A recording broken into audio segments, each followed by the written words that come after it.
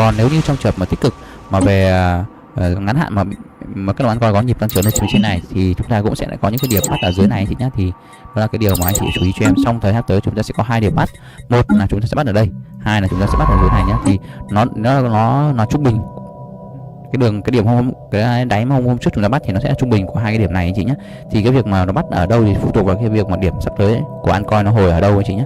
Nó hồi dưới đây thì anh chị sẽ nhìn thấy được rằng nó sẽ bắt ở đây, còn nếu nó hồi lên trên này thôi thì chúng ta sẽ bắt ở điểm mà nó cao hơn anh chị nhé. Thì đó là cái điều mà em cũng phân tích để anh chị chú ý rằng một phần đô dự phòng thì cái việc mà sẽ có những thời điểm mà chúng ta cần dùng đến anh chị nhá, sẽ cần có những thời điểm chúng ta cần dùng đến và bắt hàng anh chị nhé. Thì đây là cái điều mà chúng ta sẽ cùng bám sát với trường hợp sóng hồi của ăn coi trong khoảng tầm 10 ngày tới chị nhé. 10 ngày kết thúc của tháng 3 và sang tháng 4 thì em nghĩ là thị trường bắt đầu có thể đi thiên về trường hợp nó khả quan hơn anh chị nhé. Trong tháng 3 này nó sẽ có nhiều cái biến động hơn.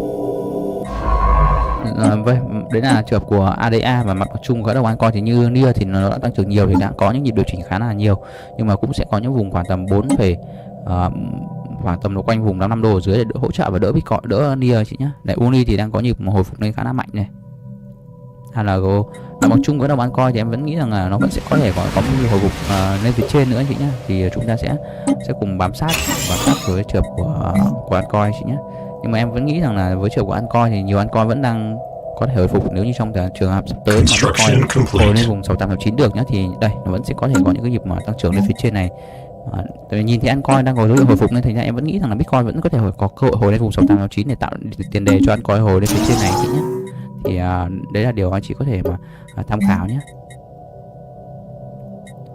Những đồng nào nó tăng trưởng nhiều rồi thì nó sẽ có xu hướng nó chỉ sâu anh chị nhá. Thì hoặc là đó là cái kinh nghiệm mà sau này khi mà anh chị chốt lời thì khi mà có lợi nhuận tốt thì anh chị có thể chốt gốc ra, thì đó là cái giải pháp mà anh chị sẽ rất là an toàn. Thay vì việc này chỉ kiên định hold thì đương nhiên là cũng được thôi, nhưng mà chúng ta nên phân bổ ra 2 cái tài khoản, một cái tài khoản hold kiên định hold, một cái tài khoản lướt sóng thì mình sẽ linh hoạt linh động và sẽ có thể tối ưu được sóng anh chị nhé.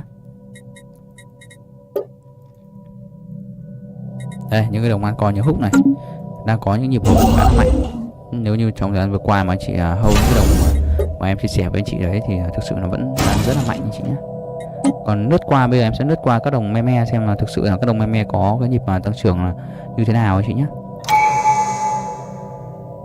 Meme thì mặt bằng chung của các đồng meme thì cũng đang có dấu hiệu điều chỉnh anh chị ạ. Đang có dấu hiệu điều chỉnh sau ngày hôm qua thì đang hồi phục khá là nhiều. Thì em vẫn đang dự báo kẹp Floki thì cũng có tỷ lệ rất cao là cũng sẽ có cái nhịp, bởi vì những cái đồng này nó đã hồi nhiều rồi thì nó có xu hướng là điều chỉnh sớm hơn so với cái đồng khác ăn coi khác anh chị nhé. Như PP cũng thế vậy, nó cũng sẽ có xu hướng nó điều chỉnh sớm hơn so với cái đồng ăn coi khác. Vâng, bây giờ thì em sẽ đi sâu vào phân tích trường hợp của Bitcoin cho anh chị nhé. Đây, chúng ta sẽ quay trở lại với trường hợp Bitcoin nhé. Thì em vẫn đang nhìn thấy những cái tín hiệu là nếu như cái nến ngày hôm nay nó tiếp tục đóng đỏ như vậy thì khả năng cao thì chúng ta sẽ sớm là có cái thêm một cái nhịp điều chỉnh xuống anh chị nhé. Đấy là cái điều mà anh chị lưu ý về Bitcoin trong thời gian sắp tới. Mặc dù cái mốc khoảng 65k vẫn đang đỡ Bitcoin đấy, nhưng mà em nghĩ rằng là chúng ta vẫn sẽ phải chú ý cái mốc khoảng tầm 68-69 mà chưa thủng thì sớm rồi chúng ta cũng sẽ đón một cái nhịp điều chỉnh của Bitcoin và altcoin chị nhé. Bitcoin điều chỉnh thì mặt bằng chung của altcoin cũng sẽ điều chỉnh. Thì chung của altcoin cũng sẽ điều chỉnh anh chị nhé. Về Bitcoin trong thời gian sắp tới, mặc dù cái mốc khoảng 65k vẫn đang đỡ Bitcoin đấy, nhưng mà em nghĩ rằng là chúng ta vẫn sẽ phải chú ý cái mốc khoảng tầm 68-69 mà chưa thủng thì sớm thôi chúng ta cũng sẽ điều chỉnh của Bitcoin và altcoin chị nhé. Bitcoin điều chỉnh thì mặt bằng chung của altcoin cũng sẽ điều chỉnh. Thì chung của altcoin cũng sẽ điều chỉnh anh chị nhé. Thực sự là tại sao? Bởi vì về dài hạn thì em vẫn nhìn thấy những cái tín hiệu tích cực của thị trường thôi, nhưng mà có một cái điều mà tại sao em lại đưa ra cho chị nhận định là khả năng cao là tháng 3 này sẽ tháng đỏ lửa. Vì ngoài những cái phân tích kỹ thuật thì em vẫn đang nhìn thấy một cái tín hiệu, đó chính là suốt những cái thời gian vừa qua thì đã có khoảng tầm 1, 2, 3, 4, 5, 6, 7 cây nến liên tục xanh của nến tháng, thì đó là cái tín hiệu. Thì em nghĩ là nó sẽ không thể mà tăng trưởng bền vững nếu như tiếp tục đây là một cây nến xanh tiếp anh chị nhé. Nếu mà để mà từ tháng 4 trở đi, sau khi mà tháng 4 đặc biệt tháng 5 trở đi, khi mà thị trường bước vào sau khi đã halving xong và bắt đầu một chu kỳ tăng trưởng lớn và đẩy thị trường tăng trưởng đều, thì em nghĩ rằng cây nến này cần làm một cây nến đỏ thì nó sẽ phù hợp hơn để mà bắt đầu đẩy sóng vào từ tháng 4 và tháng 5 trở đi anh chị nhé. Thì cái tháng 3 mà nằm một cây nến đỏ nữa thì cái khả năng mà Bitcoin nó điều chỉnh xuống vùng 5x là nằm trong khả thi anh chị ạ. Đây, đây là cái điều mà em vẫn sẽ chú ý, nhưng mà dù sao chúng ta vẫn sẽ phải chú ý hơn, nghĩ rằng cây nến này cần làm một cây nến đỏ thì nó sẽ phù hợp hơn, nó bắt đầu đẩy sóng vào từ tháng 4 và tháng 5 trở đi anh chị nhé. Thì cái tháng 3 mà nằm một cây nến đỏ nữa thì cái khả năng mà Bitcoin nó điều chỉnh xuống vùng 5x là nằm trong khả thi anh chị ạ. Đây, đây là cái điều mà em vẫn sẽ chú ý, nhưng mà dù sao chúng ta vẫn sẽ phải chú ý hơn, đấy là cái sóng dài hạn thì em vẫn nhìn thấy rằng là có thể cây nến tháng này sẽ là cây nến đỏ, bởi vì anh chị nhìn thấy trong lịch sử thì chưa bao giờ 1 2 3 4 5 6 chưa bao giờ có tận 7 cây nến xanh liên tiếp anh chị nhé. Đấy là thực sự là từ xưa đến nay nó đều có một cái xu hướng thị trường là như vậy, thì chúng ta cũng phải công tâm với 7 cây nến tháng xanh liên tiếp nhé, là rất ít phải xảy ra. 3 4 5 6 cây nến xanh rồi, thì bây giờ cây nến này là cây nến đỏ thì nó cũng rất là phù hợp, và sau đó thì từ những tháng sau lại tiếp tục là những cây nến xanh tiếp anh chị nhé, để kéo thị trường tăng trưởng lên phía trên này. Đây, những cây nến tháng xanh nè, xanh nét lên trên này. Đây anh chị nhé, thì đó là cái điều mà em vẫn đang đưa ra cho chị những cái dự báo để anh chị mà có thể tham khảo về lý do tại sao mà em vẫn có thể vẫn đang chú ý cái động thái của Bitcoin trong ngày sắp tới, và đang thiên về trường là nếu có khả năng Bitcoin chỉ số vùng 5x thì sẽ rất là đẹp cho một chu kỳ tăng trưởng bền vững sắp tới của thị trường anh chị nhé. Nếu như anh chị nếu như anh chị chưa đăng ký kênh thì anh chị có thể mà đăng ký kênh nhé, và bật chuông thông báo, và trong thời gian tới thì em sẽ update rất nhiều cái thông tin, và khi mà thị trường có những điều chỉnh sâu thì em sẽ hỗ trợ tư vấn cho chị những điểm vào hàng để mà có thể mà bắt được những nhịp. Nếu như anh chị ở cái sóng hồi hay anh chị lướt sóng thì cũng có những cái điểm mà anh chị vào hàng được, và có thể mà gia tăng lợi nhuận trong những cái nhịp mà thị trường điều chỉnh sâu anh chị nhé. Anh chị có thể tham gia channel Telegram để update các thông tin của em trên này, bởi trên channel Telegram thì em cũng sẽ update trực tiếp cho anh chị khá là nhanh. Hoặc anh chị có thể đăng ký nhóm miễn phí để mà tham gia những cái nhóm tín hiệu của em ở trên kênh nhé, và tham gia nhóm chuyên sâu để mà được hỗ trợ trực tiếp, và đặc biệt là tư vấn trực tiếp từ em, hoặc là cơ cấu lại hệ thống danh mục đầu tư đối với anh chị mà có vốn lớn một chút thì nên tham gia nhóm VIP để mà được làm chuyên sâu để được hỗ trợ sát sao nhất nhé. Và anh chị có thắc mắc thì có thể liên hệ với bạn Jenny Nguyễn để nhờ bạn tư vấn và hỗ trợ nhé. Vâng, thì tổng hợp lại thì em một chung thì em vẫn nhìn thấy rằng là cho dù các đồng altcoin thì đúng là đang có nhịp điều chỉnh và Bitcoin đang có nhịp điều chỉnh, nhưng em vẫn nhìn tổng quan chung về một cái tương lai rất là sáng cửa của các đồng altcoin nhé, bởi vì mặt bằng chung các đồng altcoin mới bắt đầu một chu kỳ tăng trưởng mà thôi, và đối với Bitcoin cũng vậy, bắt đầu một chu kỳ tăng trưởng mà thôi. Những cái nhịp mà điều chỉnh trong ngắn hạn như hiện tại nó chỉ là những cái nhịp để rũ hàng, và bắt đầu và trước khi mà sau khi halving tháng 4 trở đi, tháng 4 và sang tháng 5 trở đi thì thị trường này có những tín hiệu tích cực và tăng trưởng mà thôi anh chị nhé. Thì vì vậy mà trong thời điểm này dù anh chị đã hold coin 100% thì hãy cũng vẫn nên luôn kiên định cho em, vững tâm để mà hold coin dài hạn cho em nhé, không có vấn đề gì cả đâu. Bởi vì về giá thì chúng ta sẽ không bao giờ bán altcoin ở đây cả, nó cho điều chỉnh xuống dưới này thì nó vẫn sẽ bắt đầu một chu kỳ tăng trưởng trên này, và đây là sẽ là cái điểm mà chúng ta thoát hàng, chứ không có ai thoát hàng dưới này cả anh chị nhé. Thì đó là cái điều mà em cũng chia sẻ để anh chị vững tâm yên tâm tăng trưởng mà thôi anh chị nhé. Thì vì vậy mà trong thời điểm này dù anh chị đã hold coin 100% thì hãy cũng vẫn nên luôn kiên định cho em, vững tâm để mà hold coin dài hạn cho em nhé, không có vấn đề gì cả đâu. Bởi vì về giá thì chúng ta sẽ không bao giờ bán altcoin ở đây cả, nó cho điều chỉnh xuống dưới này thì nó vẫn sẽ bắt đầu một chu kỳ tăng trưởng trên này, và đây là sẽ là cái điểm mà chúng ta thoát hàng, chứ không có ai thoát hàng dưới này cả anh chị nhé. Thì đó là cái điều mà em cũng chia sẻ để anh chị vững tâm yên tâm nhé. Đối với anh chị cho dù anh chị đang hold coin 100% anh chị nhé. Rồi video phân tích thị trường của em ngày hôm nay cũng khá là dài rồi, thì em cũng sẽ xin phép được tạm dừng tại đây, và nếu chị thấy video hay, video ý nghĩa có thể cho em một like, một chia sẻ, một đăng ký kênh và bật chuông thông báo để update thông tin mỗi ngày nhé. Và xin chào và hẹn gặp lại các chị trong các video phân tích thị trường tiếp theo. Sự minh bạch, tính an toàn và sự tự động là những lợi ích mà một công nghệ mới như blockchain đem lại cho con người, doanh nghiệp và người tiêu dùng cuối cùng. Hiện nay, Việt Nam đang có những lợi thế để phát triển công nghệ này trong công cuộc chuyển đổi số quốc gia. Blockchain nó đang tạo ra những cái sự thay đổi lớn, và đặc biệt là cái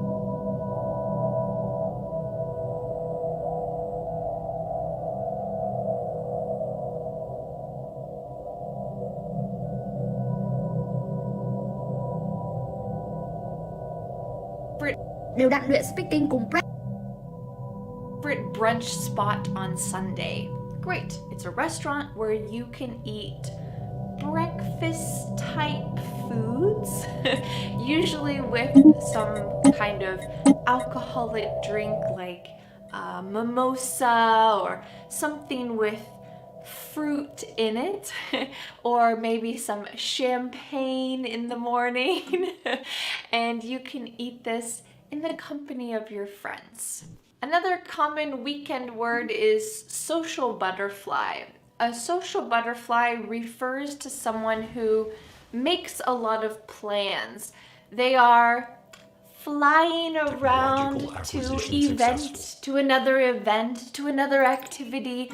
They're always doing things, usually involving lots of other people. They are a social butterfly.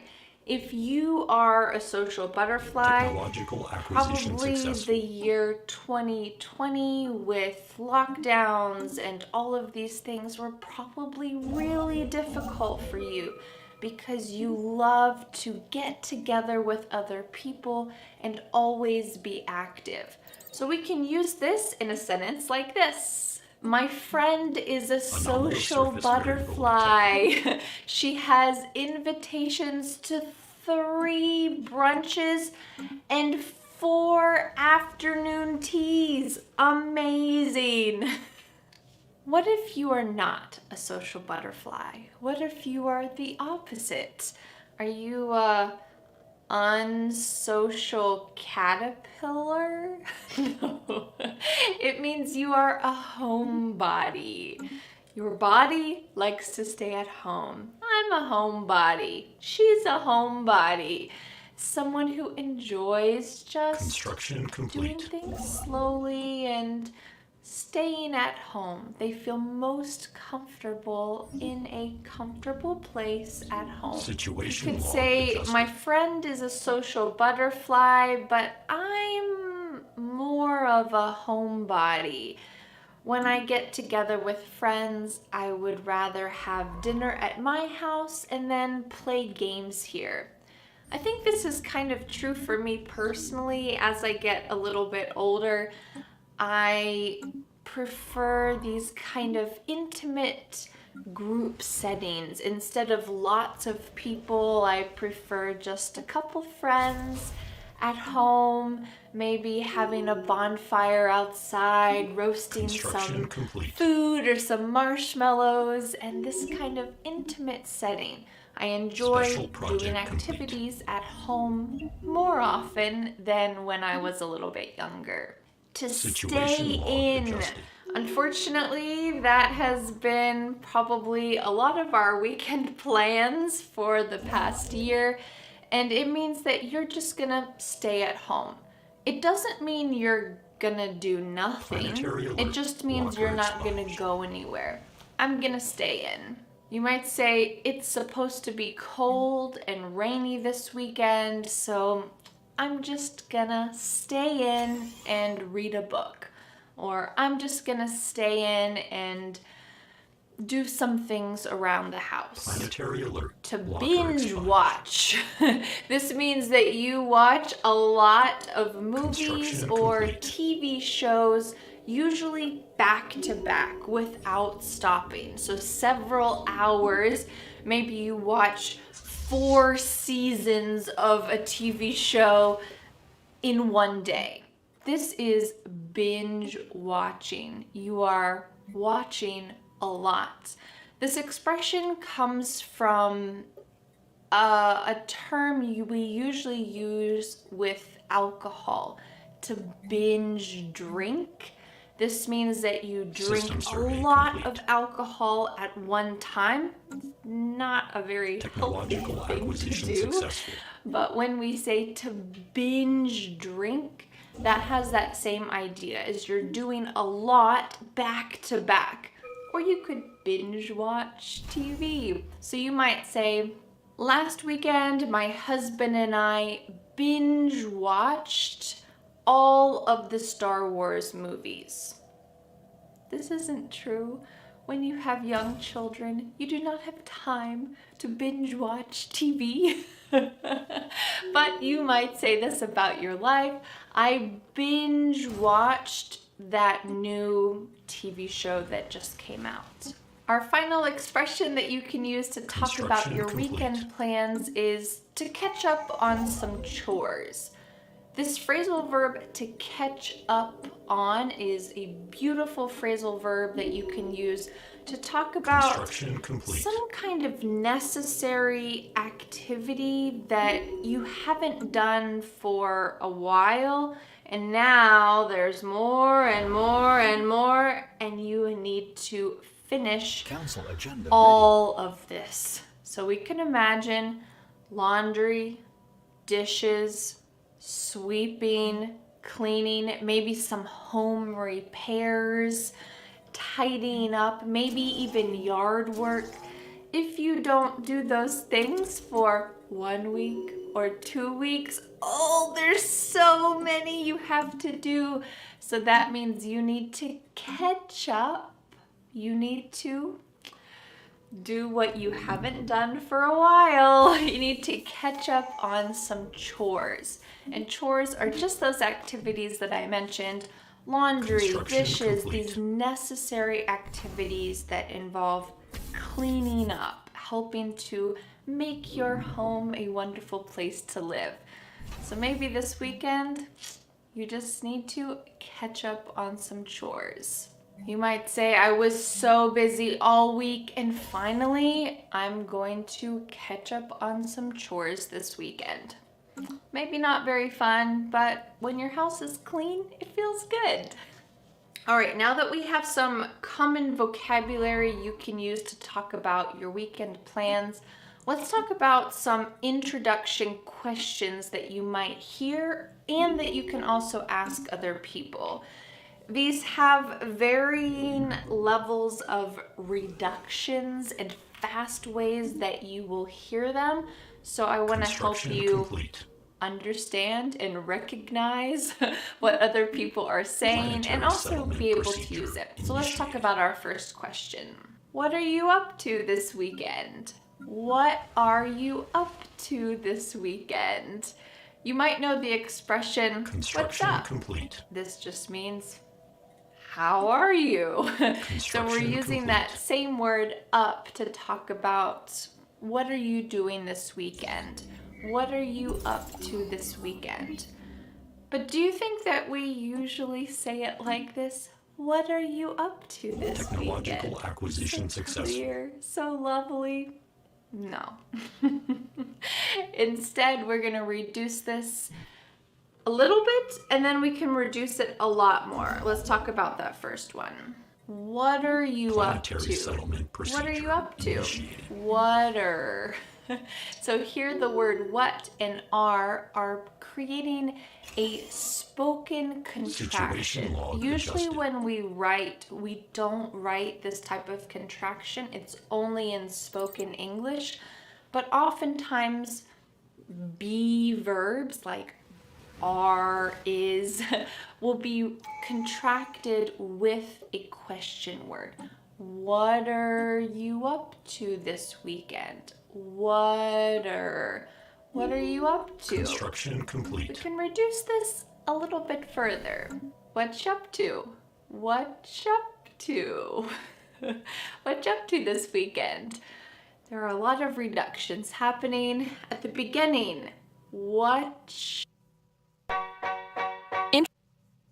Hey everybody, welcome to this A1 English listening practice video.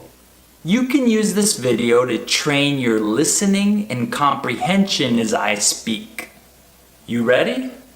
So today I'm going to talk about language System learning. survey complete. If you're watching this video, you're probably learning English. So I hope this is an interesting topic for you.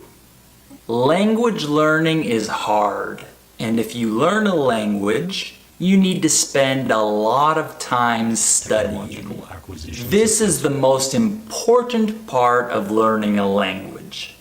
Time. Construction complete. If you don't spend a lot of time studying, you won't learn English.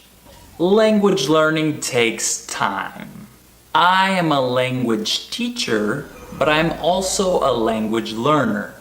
I learn languages because it's fun for me, and I love talking to people from other countries.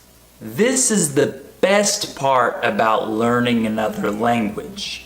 You can talk to many people and make new friends. I talk to people from many different countries. This is the fun part of learning languages. Construction. But language learning is not easy. Sometimes I get sad or frustrated when I can't understand somebody. I also get nervous when I talk to people in other languages. But that's okay.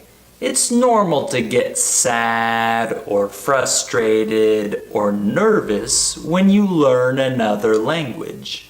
This is normal. Sometimes I make big mistakes when I'm speaking other languages. I make mistakes with grammar, with vocabulary, and with pronunciation. Surface settlement. But this is normal. Everybody makes mistakes when they speak other languages. If you don't make mistakes, you won't improve. To improve, to get better, you need to make mistakes.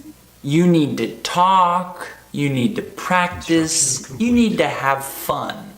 So, don't worry about your mistakes. Have fun with English. Complete. If you don't have fun, it is harder to learn English. So, here are some tips to have fun with English.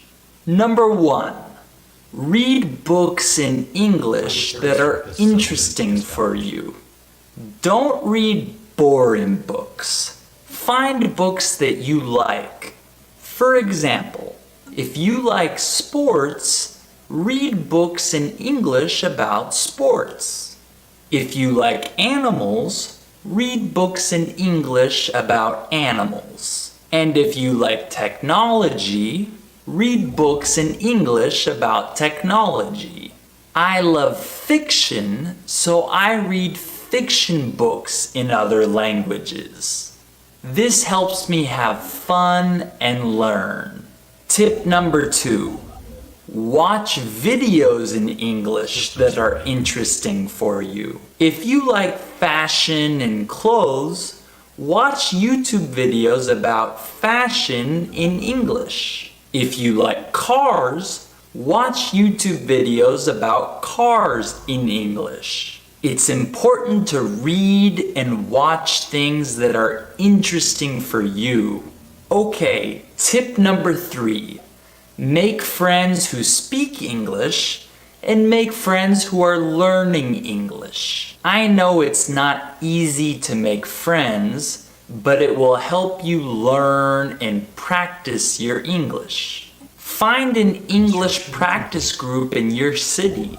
You can look for an English practice group on meetup.com. If you can practice your English with friends, it will help you a lot. Okay, we're finished for today. Leave a comment and tell me why you are learning English. I'll see you next video. Hey everybody, welcome to this A1 English listening practice video. Complete.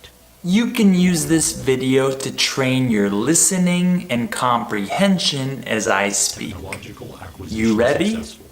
So today, I'm going to talk about cooking. I do not know how to cook, so I do not know a lot about this topic.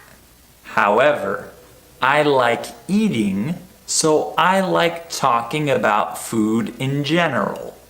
I am lucky because my wife cooks very well.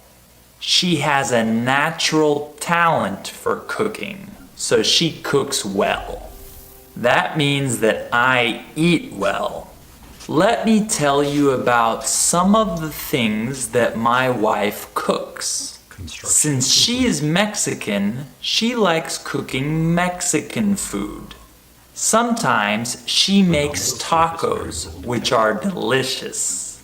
There are many types of tacos, so my wife can cook different tacos each time.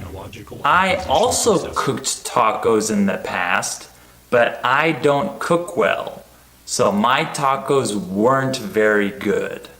I cooked tacos de lengua, tongue tacos, but I didn't cook them very well.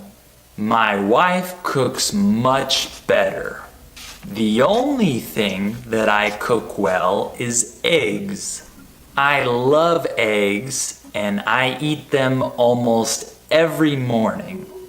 I think eggs are the best breakfast food. I usually eat scrambled eggs, but I also eat other types of eggs too. My favorite type is Eggs Benedict. This is my favorite breakfast. Have you tried Eggs Benedict? So, my wife also makes pasta. She makes really good pasta. She doesn't buy the pasta in the box that you buy from the store. She makes the pasta by hand. She makes the noodles, and they taste so good. When you make pasta by hand, it tastes better. I love all types of pasta, but my favorite is ravioli. For me, ravioli is the perfect food. Actually, I like all Italian food. When we were in Italy, we ate some amazing food. My wife also cooks a lot of meat. We like eating different cuts of steak every week. We try to buy cheap meat because meat can be expensive. We don't want to spend a lot of money, so we buy cheap meat. My wife cooks the meat in a pan, which is easy. Other people cook their meat on a grill. We don't have a grill, so we use a pan. I think that meat tastes good if it's cooked on a pan or on a grill. Meat is always good. I hope my wife cooks meat tonight. She also cooks really good breakfast. She makes really good pancakes. I like to eat pancakes with maple syrup and peanut butter. I know that's a little strange, but it's delicious. I love pancakes and peanut butter. My wife also cooks chilaquiles, a common Mexican breakfast. This is my favorite breakfast in the world. I love chilaquiles. This dish has tortilla chips, salsa, cheese, and cream. I like it with eggs on top. It's so good. I don't know which is better, breakfast or dinner. In my family, we cook dinner 5 days a week. The other days, we go out to eat dinner, or we eat dinner with other people. Sometimes we eat dinner with my parents, and other times we eat dinner with my sister. Tonight, we will eat dinner with my parents, and my mother will cook dinner. When I was a kid, my mother cooked dinner every weekday. Every evening, we ate dinner at 6:30 p.m. every day. Do you eat dinner at the same time every day? In the US, it's common for families to eat dinner together. We sit together at the table, we eat, and we talk about our day. Dinner time is important in the US. In other countries, people eat dinner late, like at 8 p.m. or 9 p.m. But this is too late for me. I don't want to eat dinner late. I like eating dinner at 5, 6, or 7 p.m. This is a good time for dinner. What do you like eating for dinner? I like every type of food from every country. I can eat anything, and I love trying new foods. Like I said, I don't cook well, but I eat well. Maybe I will learn to cook in the future, but I don't know. I don't like cooking, and I don't have the natural talent to cook. I prefer eating, not cooking. My wife cooks very well, so I don't need to learn.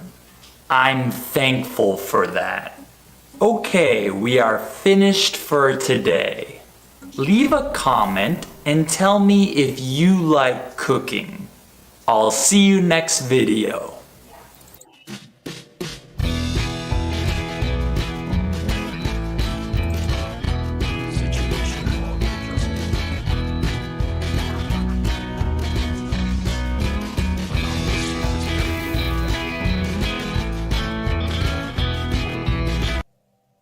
Hey everybody, welcome to this A1 English listening practice video.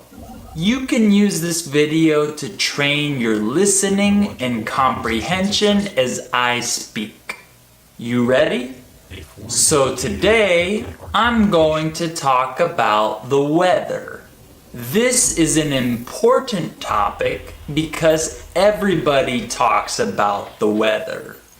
If you are learning English, you need to know how to talk about the weather. So let's start with sunny weather.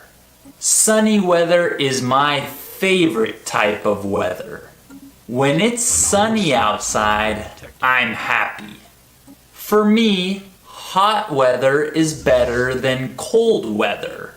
Some people don't like the heat, but I don't mind the heat. It can be uncomfortable, but for me, that's okay. Some places are too hot, though. For example, the city of Las Vegas is really hot in the summer. I like hot weather, but not that hot. In really hot cities, you need to stay inside during the afternoon. In the US, most buildings in hot cities have air conditioning. Okay, now let's talk about cloudy days. I hate cloudy days. When the sun is not shining, I feel a little sad because I love sunny days. But cloudy days are normal. Every city has cloudy days. Some cities are always cloudy, like London. I can't live in a cloudy city. I need sunshine. Do you like sunny or cloudy days more? Okay, now let's talk about rainy days. For me, rainy days are the worst. I love being outside, so this is why I don't like the rain. When it rains, I can't do anything outside. I have to stay indoors all day. Some people really like the rain. My wife likes the rain, but only when she's inside. She says that the sound of the rain is calming. I don't agree. I don't like the sound of the rain. It reminds me that I can't go outside. Of course, you can go outside when it's raining, but you need to take an umbrella. If you don't have an umbrella, you get wet. Sometimes it starts raining when I'm not home and I don't have an umbrella with me. This is the worst. I don't like getting wet. Also, when it rains, it can be dangerous to drive. Many people have car accidents when it rains. When the streets are wet, you need to drive slower. If you don't, you can have an accident. On rainy days, there are a lot of car accidents. I don't like driving in the rain. Alright, now let's talk about windy days. Some cities have a lot of wind, and this can be good or bad. If you live in a hot city, the wind can be good because it cools the city down. But if you live in a cold city, the wind can be bad because it makes it even colder. If the wind is really strong, it can cause problems. Sometimes trees fall down because of the strong wind. Usually, I prefer days that aren't windy. Okay, lastly, let's talk about the snow. It doesn't snow in my city, so I don't see the snow often. Some years, my family goes to the mountains in the winter to ski and snowboard. I like the snow, but I don't want to live in a snowy city. It's too cold, and life is more difficult in the snow. I have some students that live in really cold cities. During the winter, the temperature can be minus 20 or minus 30 degrees Celsius.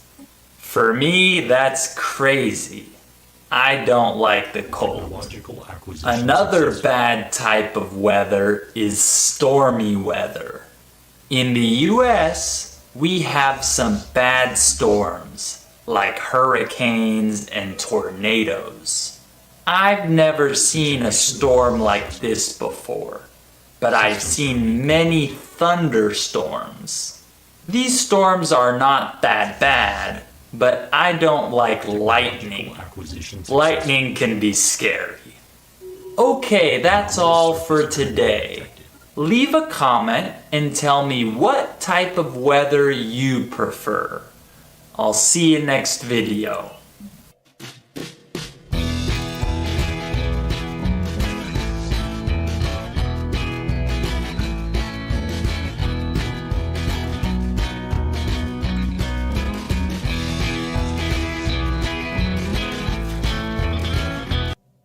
Hey everybody, welcome to this A1 English listening practice video. You can use this video to practice your listening and comprehension as I speak. You ready? So today, I'm going to talk about pets. This is a fun topic because many people have pets and like animals. Let's start with dogs, since dogs are the most common pets. In the US, so many people have dogs. You can see and hear dogs everywhere. When I was younger, my family had many dogs. Some of them were big and some of them were small. They were all different kinds of dogs. I always liked our big dogs more. They were smart and fun. Our small dogs were cute, but they weren't very smart. All of our dogs loved to play. They wanted to play all day. I like dogs, but now I don't want to have dogs. If you have dogs, you need to spend a lot of time with them. They need a lot of attention.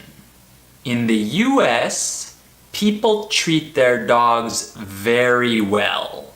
They give them a lot of attention and they play with them a lot. Okay, now let's talk about cats.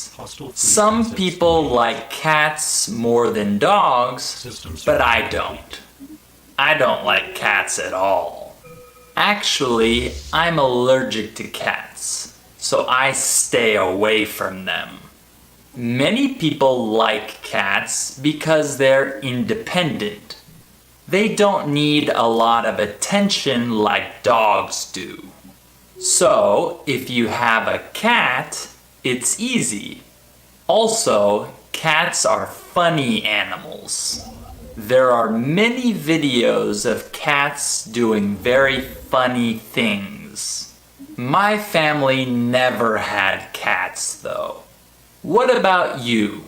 Do you prefer cats or dogs? Okay, now let's talk about other types of pets. In the US, some people like to have small pets, like hamsters or guinea pigs. These animals live in cages, so they're easy pets to have. You just need to feed them and clean their cage. I don't think these pets are very fun. They're a little boring in my opinion. But many people prefer these types of pets. I've never had a hamster or guinea pig before, but I ate a guinea pig when I was in Peru. In some countries, guinea pigs are food, not pets. Other types of pets include birds, bunny rabbits, fish, and reptiles. I had 3 fish when I was younger. 2 of these fish died pretty fast, but one of the fish lived for several years. Fish are boring pets though. When I was very young, my family had a gecko. I liked to watch this gecko eat. It ate live crickets and worms. That was a cool pet. In the US, there are many animal shelters. An animal shelter is a place that takes care of animals that don't have owners. Most of these animals are dogs, of course. If you go to an animal shelter, you can adopt these animals if you want. My family adopted several dogs from these animal shelters. Some of these dogs were nice and fun, and some of these dogs were not very nice. My favorite pet was our first dog. She was very smart and she was beautiful. I played with her and I pet her every day. She lived with us for over 10 years. I miss that dog. If I get a pet in the future, it will be a dog. But I don't think I want a pet. Okay, that's all for today. Leave a comment and tell me if you have any pets. I'll see you next time. Acquisition successful.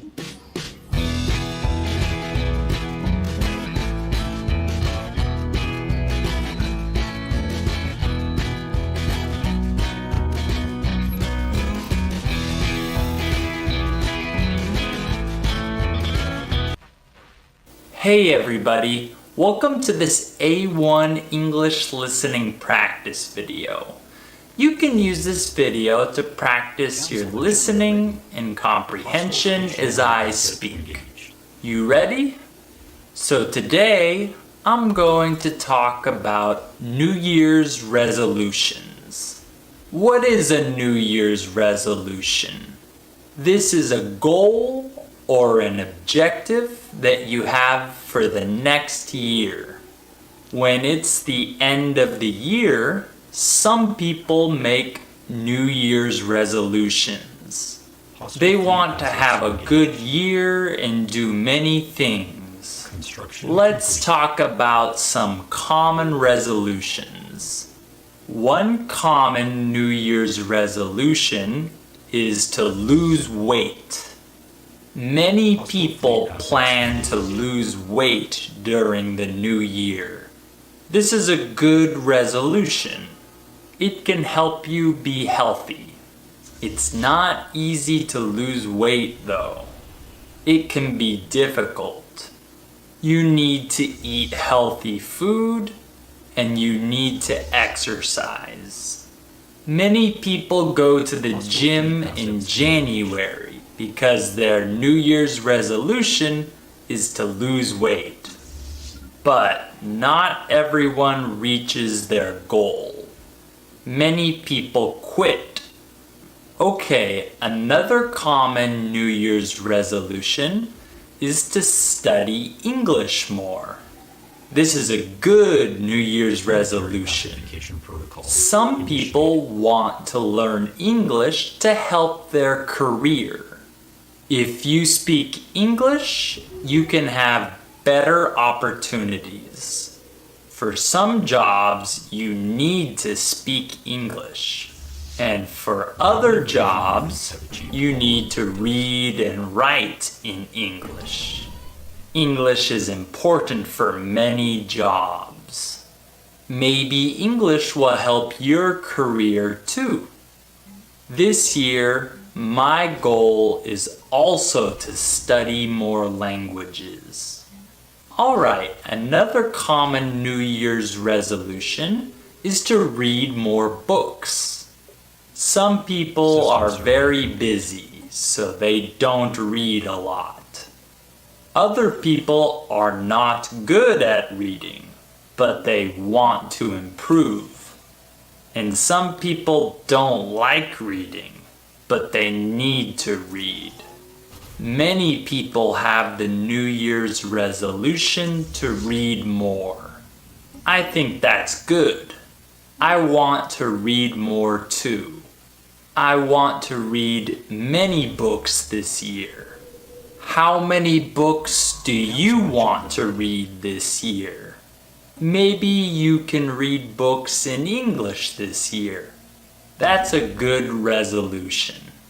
Okay, another common New Year's resolution is to learn a new activity. This is a fun one. There are many activities that you can learn. Some people learn a new sport. Other people learn a skill. It's good to learn new things. Maybe you can take a class to learn something new. There are many classes that teach you different skills. You can look for classes in your city. Another common New Year's resolution is to quit smoking. This is not a fun resolution, but it's good. I don't smoke, so I don't need to quit. But I could stop other bad habits. For example, I eat a lot of sugar, so maybe I should eat less sugar this year. Or maybe I should eat more vegetables. These are good resolutions. There are many different New Year's resolutions. I think this is good because people want to accomplish goals. It's good to accomplish goals. Okay, that's all for today. Leave a comment and tell me if you have a resolution for this year. I'll see you next time.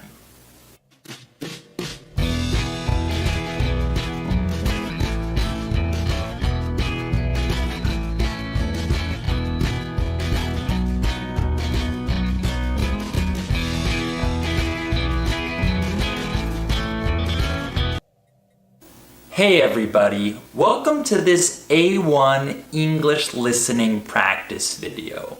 You can use this video to practice your listening and comprehension as I speak. You ready?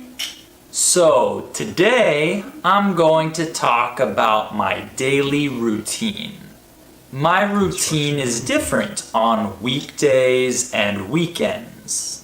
I'll tell you about my routine on weekdays. So, I normally wake up at about 6 or 6:15 a.m. I like waking up early. I don't like getting up late.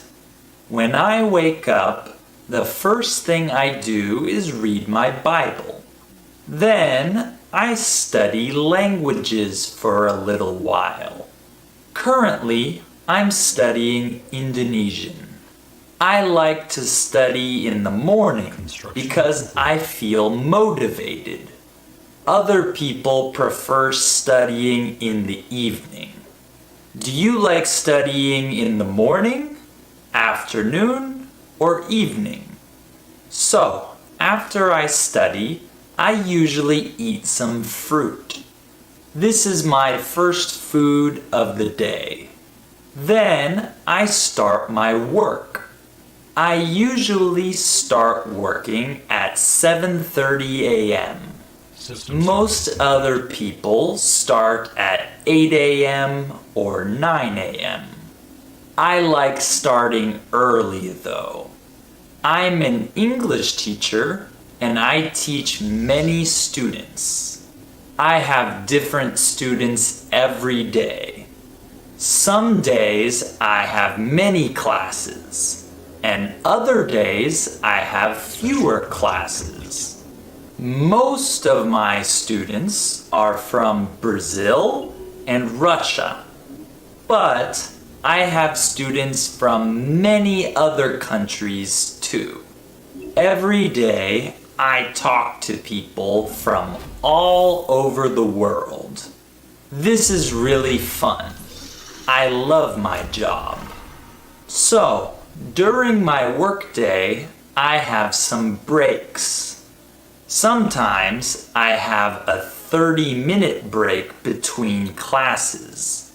During my breaks, I eat, study, and hang out with my wife. My last class usually ends at 4:30 or 5 p.m. Many Americans get off work at 5 p.m. After I get off work, I eat dinner. My wife cooks dinner every weekday, so we eat at home. I'm always hungry when I finish work. In the US, people eat dinner early, like at 6 p.m. This is very common. In other countries, people eat dinner late, like at 9 p.m. I don't like this.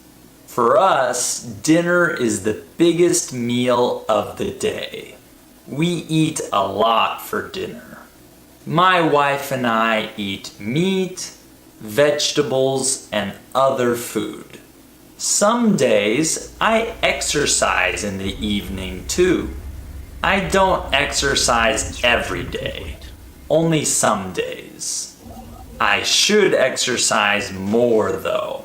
After I exercise and eat dinner, I eat dessert. I normally have milk and cookies. I love milk and cookies. After dessert, I study my languages more. Then I spend time with my wife. Lastly, I take a shower, brush my teeth, and get ready for bed. I usually go to bed at 10 p.m. So that's my normal routine on weekdays. I like to have a consistent routine. I plan my days and I try to follow my plan. Some people don't like planning their days. They prefer to do different things every day. I like doing different things too, but I like having a general plan to Special follow. project complete. If I don't have a general plan, I feel lost. I like having a daily routine.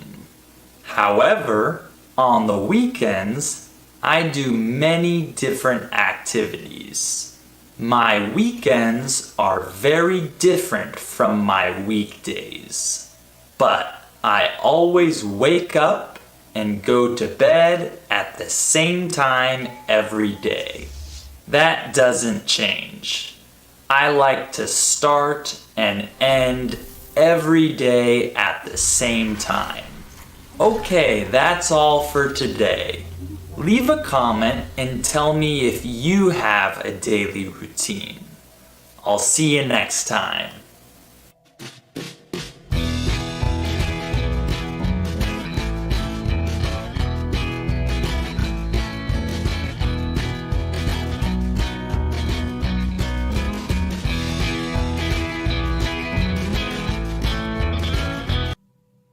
Hey everybody, welcome to this A1 English listening practice video. You can use this video to practice your listening and comprehension as I speak. Before we start, remember to subscribe to the channel, click on the bell, and follow us on Instagram. So today, I'm gonna talk about social media. Nowadays, many people have social media apps on their phones and computers. Many people use social media to communicate with their friends and family. They also use social media for many other things. Let's talk about the different social media apps. The most famous app is Facebook. Facebook is very popular all around the world. People all around the world use Facebook every day. They use Facebook on their computers and they use Facebook on their phones. I think more people use Facebook on their phones, not their computers. Facebook was invented in 2004, but it wasn't popular then. I started using Facebook in 2010. When did you start using Facebook? So let's talk about what you can do on Facebook. First of all, you can use it to post text, pictures, and videos. When you post something, all your friends can see it. I don't post much on Facebook. You can also use Facebook to send messages. You can send messages to one person or to a group. You can also follow people and pages on Facebook. I follow some news pages so I can see the news on Facebook. You can do many things on this app, but I don't really like Facebook. Okay, so now let's talk about Instagram. Instagram is the most popular app for young people. People use this app to post pictures and videos. If you like pictures, then you'll probably like Instagram. I don't like Facebook, but I do like Instagram. I like it because it's fun to look at photos. On Instagram, you can follow other people to see their pictures. Some people like following celebrities and other famous people. I don't really like following celebrities. How about you? Do you follow any celebrities on Instagram? Another thing you can do on Instagram is post an Instagram story. You can post many photos and videos to your story.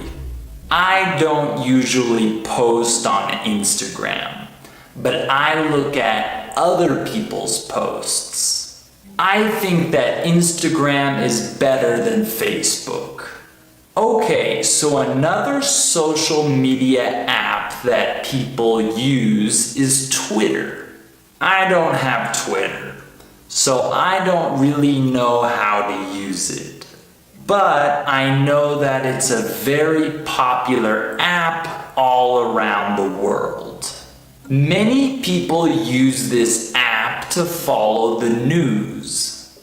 People post news stories on Twitter. I don't need a Twitter account because I can read the news on Facebook.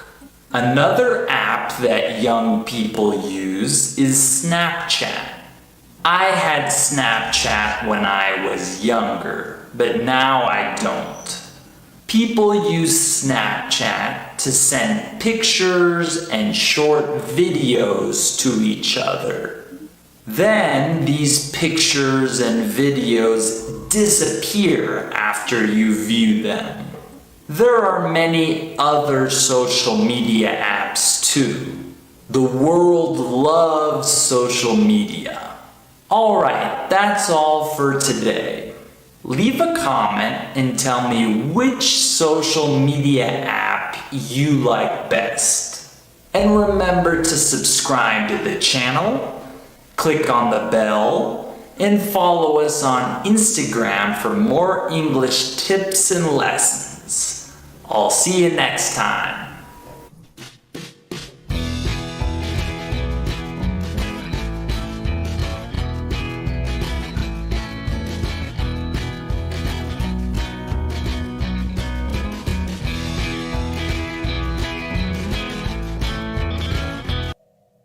Hey everybody, welcome to this A1 English listening practice video. You can use this video to practice your listening and comprehension as I speak. Before we start, remember to subscribe to the channel, click on the bell, and follow us on Instagram. You ready? So today, I'm gonna talk about exercise. This is an important topic because everybody should exercise. Exercising, or working out, is necessary for good health. Let's talk about some different types of exercise. One popular type of exercise is running. I'm a terrible runner because I get really tired when I run. But I want to improve my running. Some people like running short distances, and some people like running long distances. I'm pretty fast when I run short distances, but I'm slow when I run long distances. I need to train more. Some people prefer running outside, and other people run on the treadmill. A treadmill is a machine for running. I don't like running on the treadmill. I prefer running outside in nature. How about you? Do you prefer running outside or on the treadmill? Okay, another popular type of exercise is weightlifting. People lift weights to build muscle and get stronger. Most people go to the gym to lift weights. In the past, I went to the gym often to work out. I lifted weights every week at the gym. But now, I don't go to the gym. I have some weights at home. So I can lift weights here, but I don't have a lot of equipment, so I can't do many exercises. Some people have their own mini gym in their garage. I wish I had this. Weightlifting is hard because weights are heavy. If you're not strong, you can't lift a lot of weight. But if you start lifting weights, you can get stronger. Alright, another popular type of exercise is playing sports. Playing sports is good exercise and it's fun. Some people don't need to run or lift weights because they already play sports. Playing sports is good for your health. When I was young, I played many sports. I was pretty healthy. Sometimes I played sports with my friends, and other times I played by myself. What's your favorite sport? Another popular type of exercise is hiking. This is one of my favorite activities. Hiking is a great way to exercise because you don't need any equipment. It's free. Also, you can enjoy nature when you hike. If you live in a rural area, you probably have many places to hike. If you live in a big city, it's harder to find places to hike. I love hiking in the mountains, the forest, the deserts, and in the hills. In the US, hiking is a very popular activity.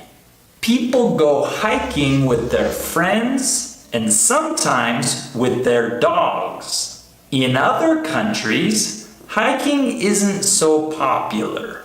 When I have the chance, I try to find new places to go hiking. Okay, one more type of exercise is walking. This is the simplest form of exercise. You can walk anywhere. I try to walk every day if I can, because I really like walking.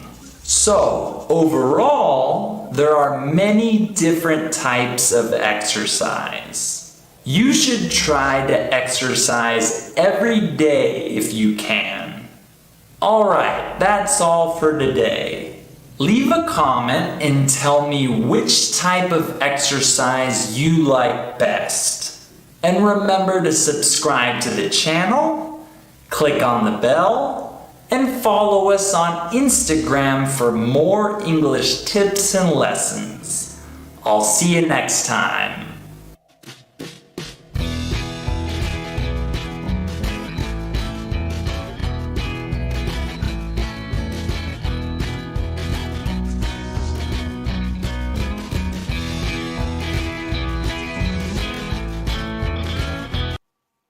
Hey everybody, welcome to this A1 English listening practice video.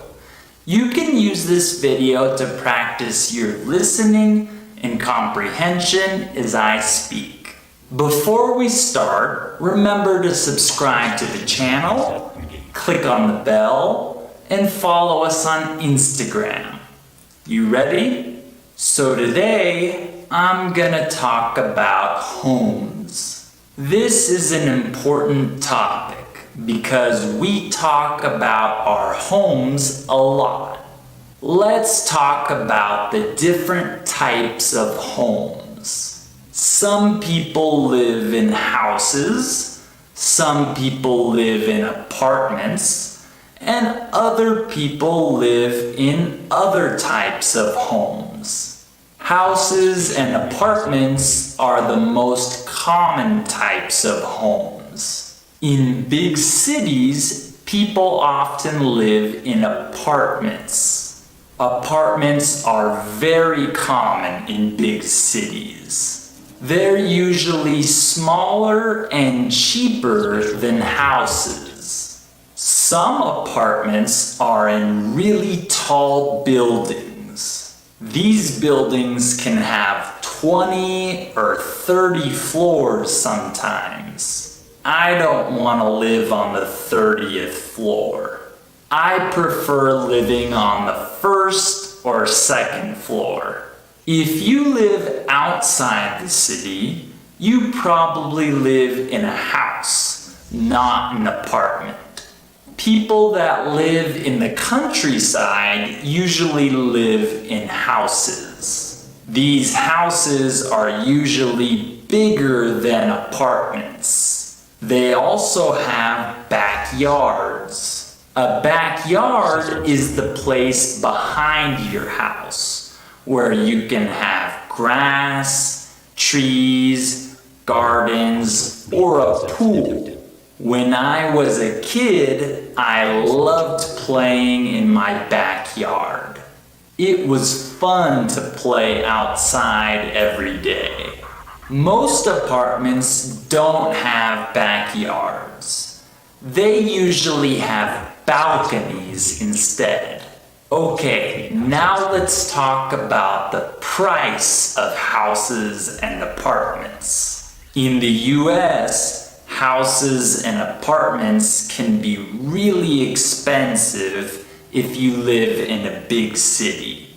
In my home state of California, houses and apartments cost a lot of money. The average price of a house in California is almost $600,000. Crazy, huh? It's also really expensive to rent an apartment in California. In the US, people usually rent apartments, but in some other countries, people often buy apartments. When I was younger, I shared an apartment with other roommates. It's common to have roommates in the US. Sometimes you have good roommates, and sometimes you have bad roommates. Have you ever had roommates before? Okay, now let's talk about other types of homes. Some people live in condos, which are similar to apartments. Single condos are part of a bigger building or complex, just like apartments. But in the US, many people buy condos, but they don't buy apartments. One more type of home that exists in the US is the townhouse. Townhouses are similar to normal houses, but they're often smaller and cheaper. Also, they're usually part of a community of townhouses. So, there are several different types of homes that people can buy or rent. Some people prefer houses, some people prefer apartments, and other people prefer condos or townhouses. I think I prefer houses. I hope I can buy a house in the future. Alright, that's all for today. Leave a comment and tell me what type of home you live in. And remember to subscribe to the channel, click on the bell, and follow us on Instagram for more English tips and lessons. I'll see you next time.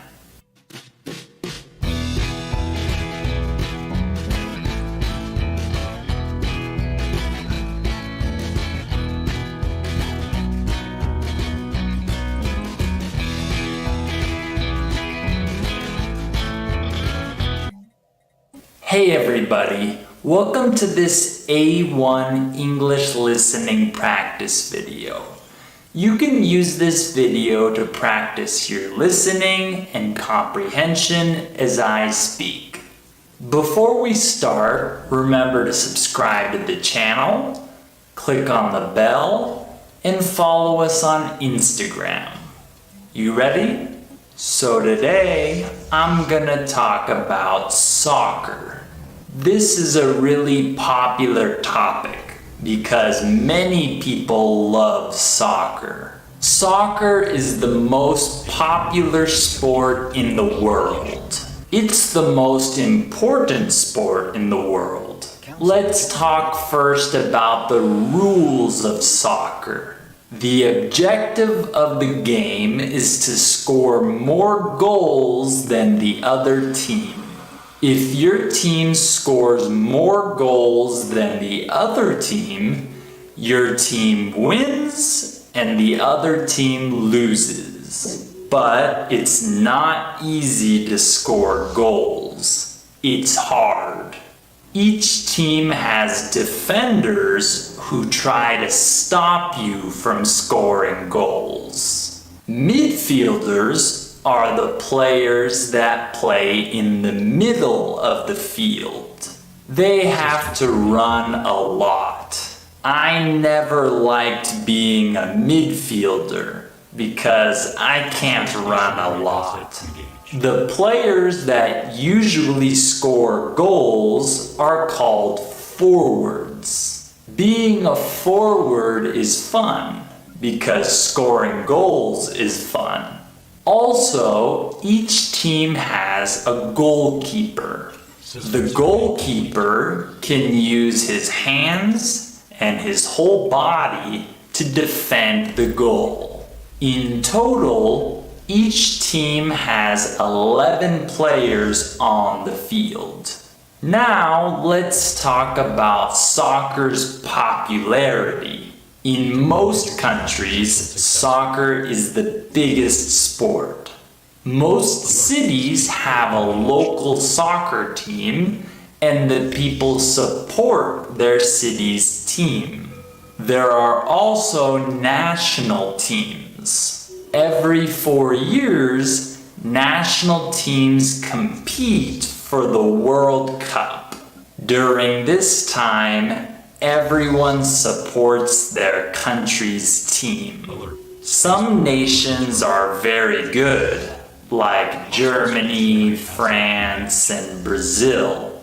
Other nations are not so good. The US doesn't have a very good team because soccer is not very popular in the US. Most Americans prefer other sports like American football, basketball, and baseball. Many children play soccer in the US, but not many people enjoy watching soccer. I played soccer when I was a child, and it was fun for me. I liked being a forward because I wanted to score goals. I don't play soccer now though. Okay, lastly, let's talk about soccer leagues around the world. Most countries have a domestic soccer league with local teams. Some famous soccer leagues include the English Premier League, La Liga in Spain, Bundesliga in Germany, and Serie A in Italy. These leagues have some very good teams. Some of the best teams in the world include Real Madrid, Barcelona, Liverpool, Bayern Munich, and Juventus. In the past, I really liked watching Cristiano Ronaldo play. I watched him play for Real Madrid, Juventus, and Portugal. My favorite matches are the Champions League matches. The Champions League is the highest competition for European teams. Every year in the Champions League, the best teams in the world play against each other.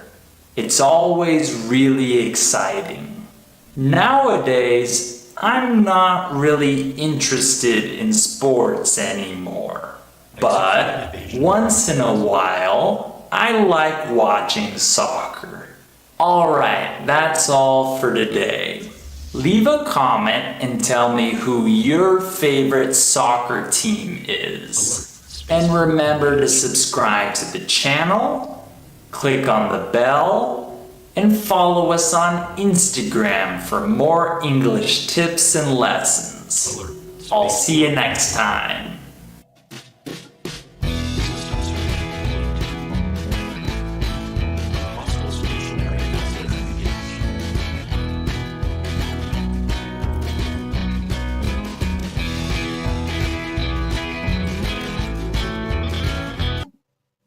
Hey everybody, welcome to this A1 English listening practice video.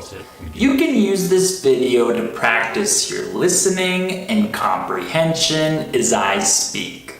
Before we start, remember to subscribe to the channel, click on the bell, and follow us on Instagram. You ready? So today, I'm gonna talk about jobs. This is a really common topic because most adults have a job or some type of work. Let's talk about the different types of jobs that people have. One common type of job is a part-time job. A part-time job is a job where you work fewer hours. I had part-time jobs when I was younger. I worked part-time at a clothing store, at a restaurant, and at my university. Many students have part-time jobs. They study in the morning and work in the evening. I did this when I was a student.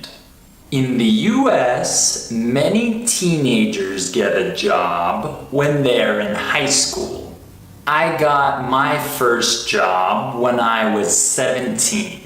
I was in my last year of high school. I worked at a clothing store called Hollister. I didn't like that job, but I liked earning money. Some of my classmates worked at fast food restaurants like McDonald's. I also had a part-time job when I was in college. When I was in college, I worked at the university's dining hall. A dining hall is the place on a university campus where students eat. I worked as a cook and a dishwasher at my dining hall. I didn't like washing dishes. I liked cooking more than dishwashing. How about you? Have you ever had a part-time job? Okay, now let's talk about full-time jobs. In the US, people who have full-time jobs usually work 40 hours a week or more. Some people work a lot more, like 50 or 60 hours a week. For some full-time jobs, you need a college degree. For other full-time jobs, you don't need a degree. In the US, there are many different jobs available in different industries. Some examples of industries are finance, marketing, medicine, IT, and education. I work in the education industry because I'm a teacher. There are many good jobs in the US for people who don't have degrees. For example, you can be an electrician, a plumber, a truck driver, or many other things. People who have these jobs make good money in the US. Most salaries in America are high compared to other countries. Americans make a lot of money, but they have to spend a lot of money. Life is very expensive in the US. The normal schedule for full-time jobs is from 9 a.m. to 5 p.m. in the US. However, some people start work earlier, like at 8 a.m., and other people end later, like at 6 p.m. I start work pretty early, at 7:30 a.m., but I also finish early at 4:30 p.m. I prefer starting work early and finishing work early. Most people work Monday to Friday and they have weekends off. Most people don't like working on the weekends. Construction complete. I work in the morning on Saturdays, but I have Sundays off. I never work on Sundays. How about you? What's your work schedule? Alright, that's all for today.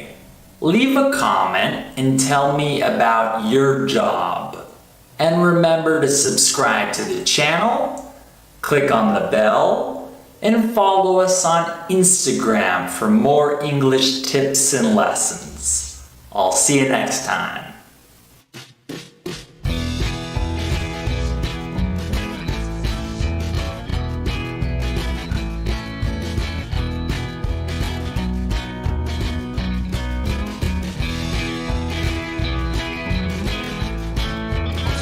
Stationary asset. Hey everybody, welcome to this A1 English listening practice video.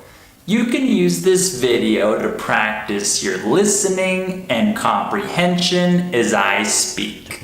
Before we start, remember to subscribe to the channel, click on the bell, and follow us on Instagram. You ready? So today, I'm gonna talk about transportation.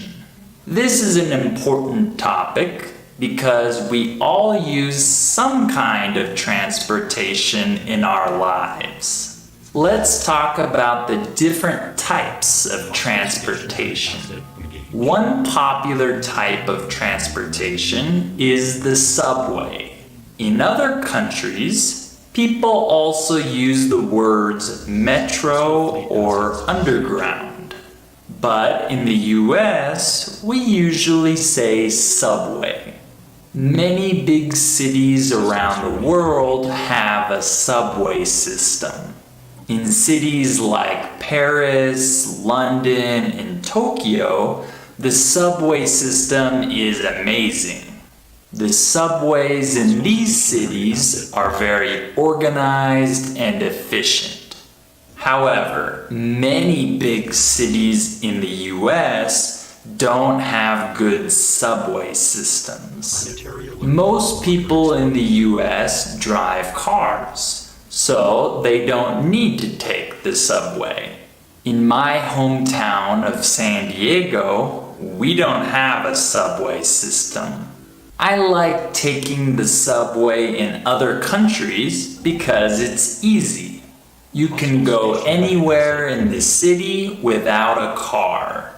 But in some cities, the subway stations are dirty and a little scary. You need to be careful when you take the subway. Okay, another form of public transportation is taking the bus. Big cities have bus systems that help people move around. In some cities, buses are nice, clean, and safe. But in other cities, buses are old, dirty, and a little dangerous.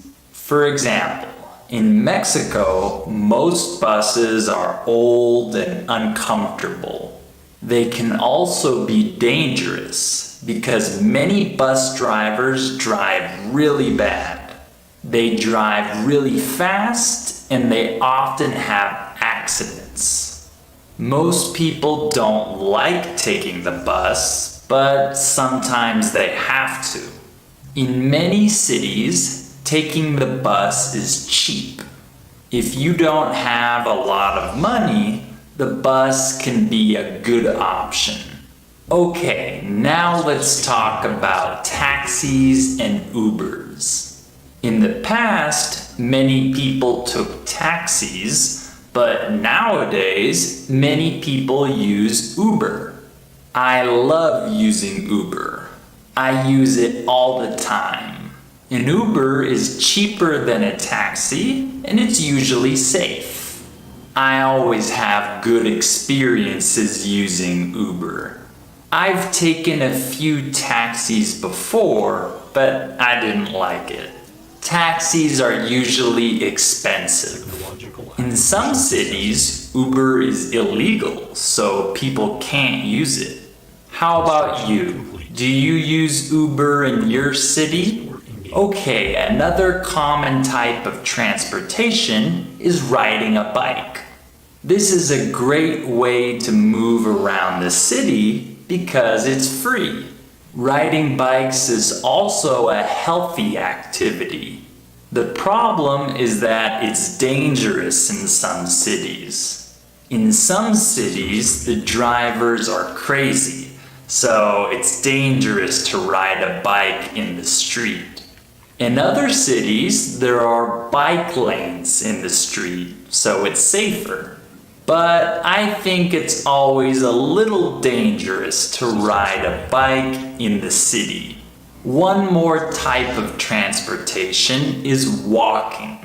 This is my favorite type of transportation because it's easy, free, and fun. I love walking because I love being outside. I think everyone should try to walk more. Alright, that's all for today. Leave a comment and tell me what type of transportation you prefer.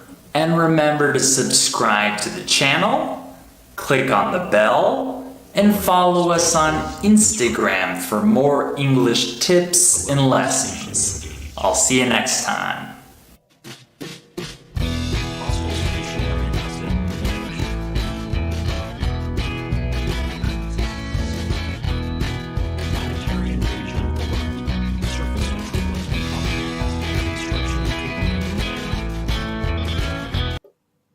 Hey everybody, welcome to this A1 English listening practice video.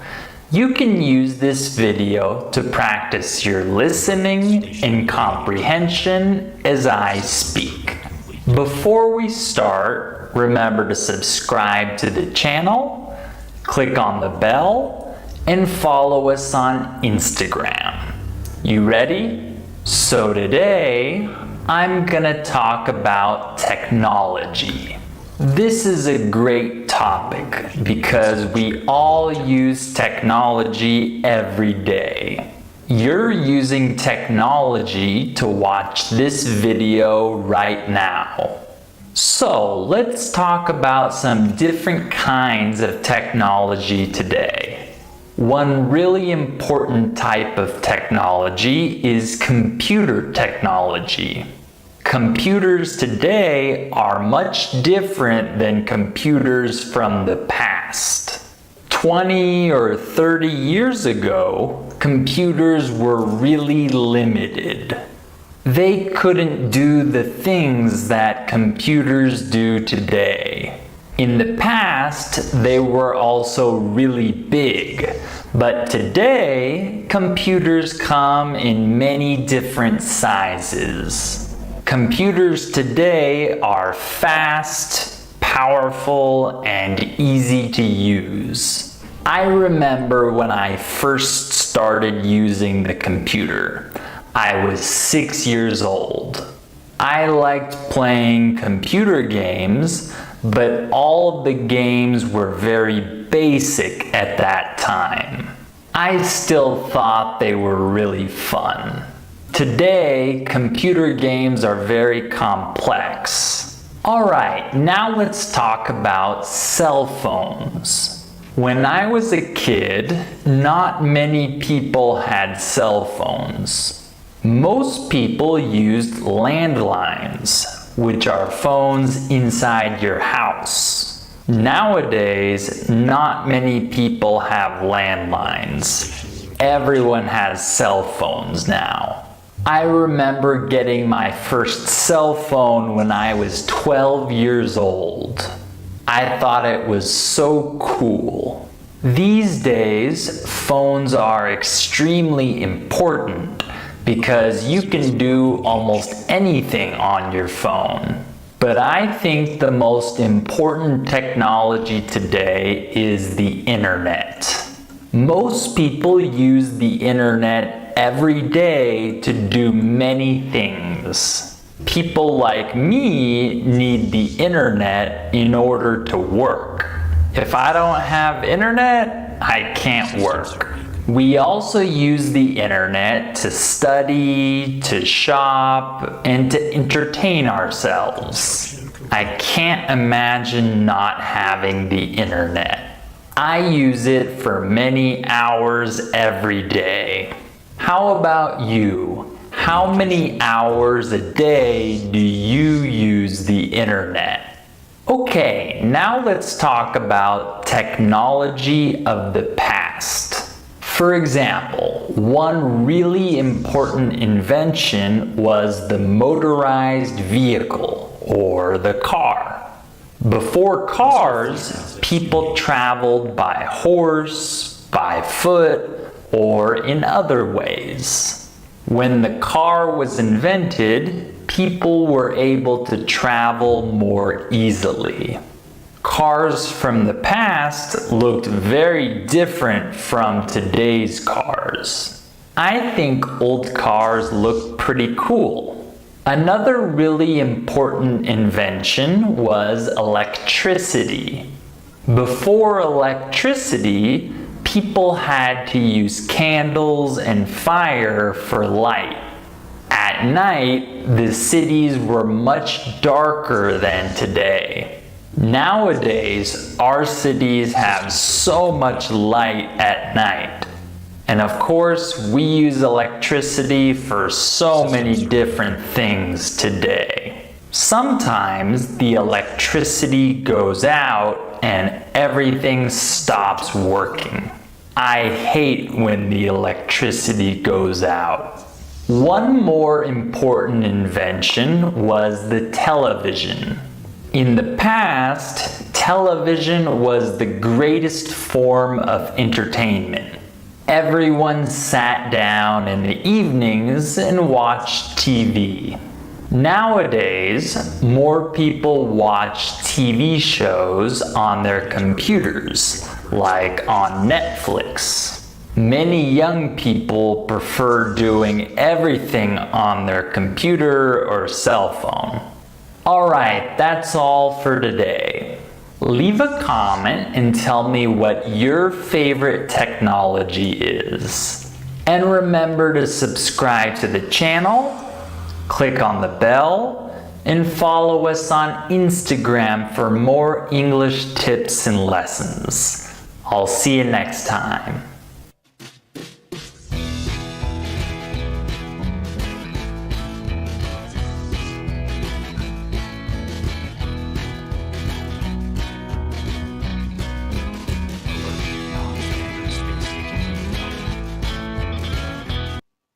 Hey everybody, welcome to this A1 English listening practice video. You can use this video to practice your listening and comprehension as I speak.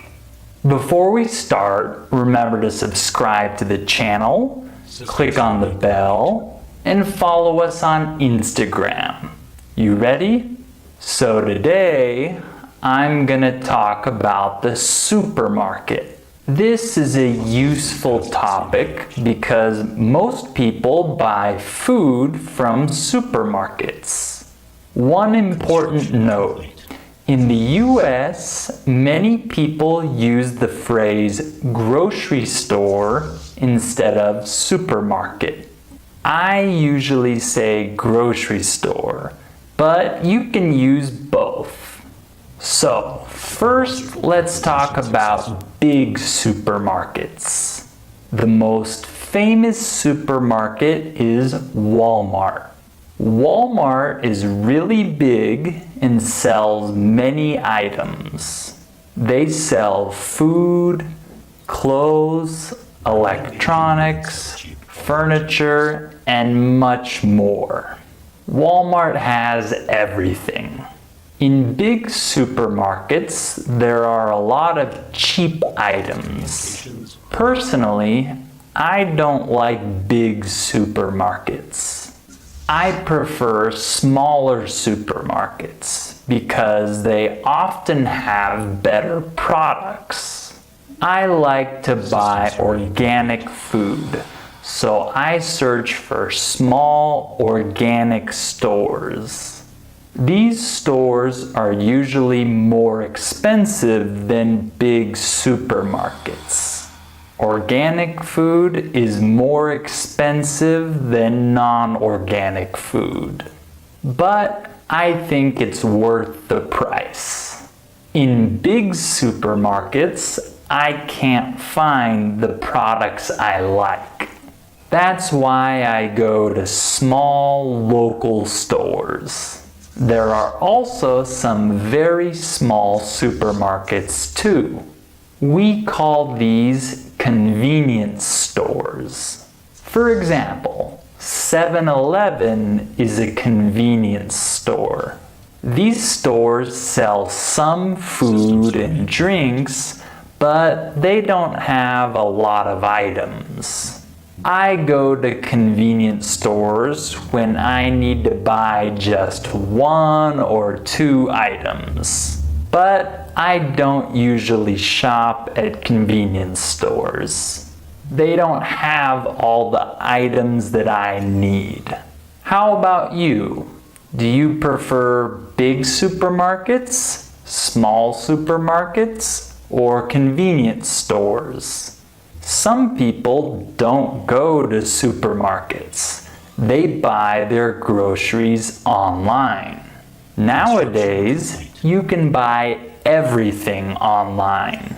You order it and someone brings it to your house. This is becoming a popular option. I order some items online, but I don't order food online. Okay, now let's learn some important supermarket vocabulary. Our first vocabulary word is cart. When you enter a grocery store, you grab a cart. You put all of your items in your cart while you're shopping. Or if you're only buying a few items, you can use a basket, which you carry. Our next word is aisle. Aisles are the rows of products in a store. You walk up and down the aisles when you go shopping. The next phrase is on sale. When an item is on sale, this means that it has a lower price than normal. I love when items are on sale. Okay, one more word. Cashier. The cashier is the person that you pay when you're done shopping. In the US, cashiers are usually friendly. Nowadays, in some supermarkets, you can pay without a cashier. This is called self-checkout. Some people prefer cashiers and other people prefer the self-checkout option. I like both options. Alright, that's all for today.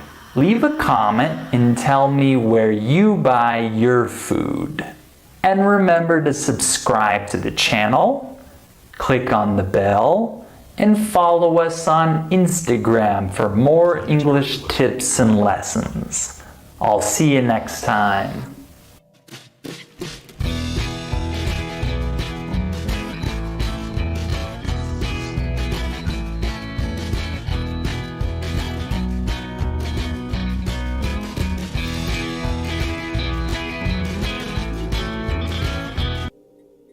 Hey everybody, welcome to this A1 English listening practice video.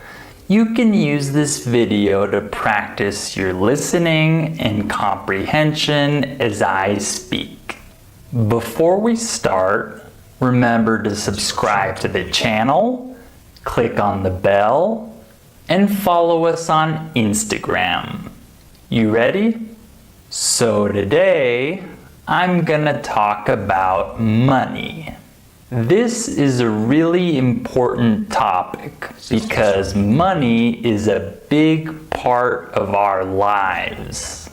So first, let's talk about currencies. A currency is the type of money that a country uses.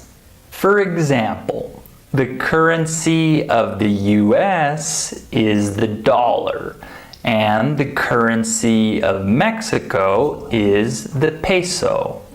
Every country uses a currency to buy and sell things. Some currencies are very valuable, and other currencies are not very valuable.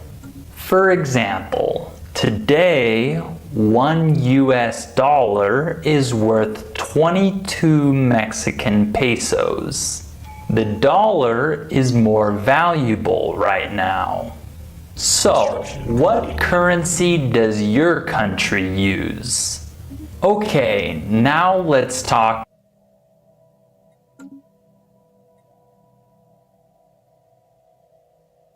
Construction complete. Council agenda ready.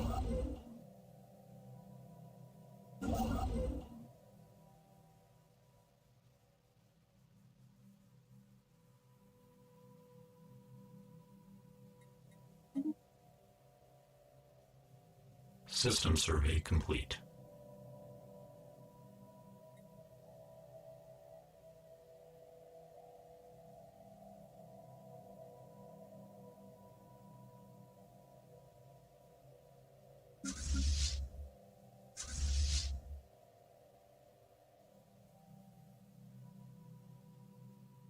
Construction complete.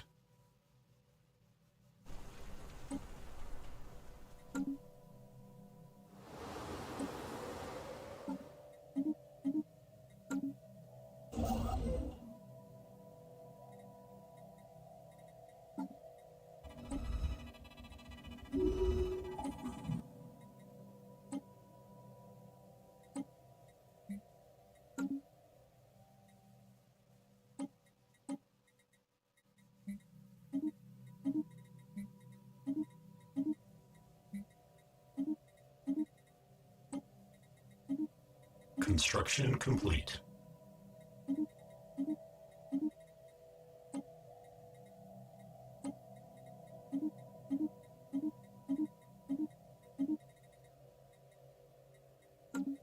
System survey complete.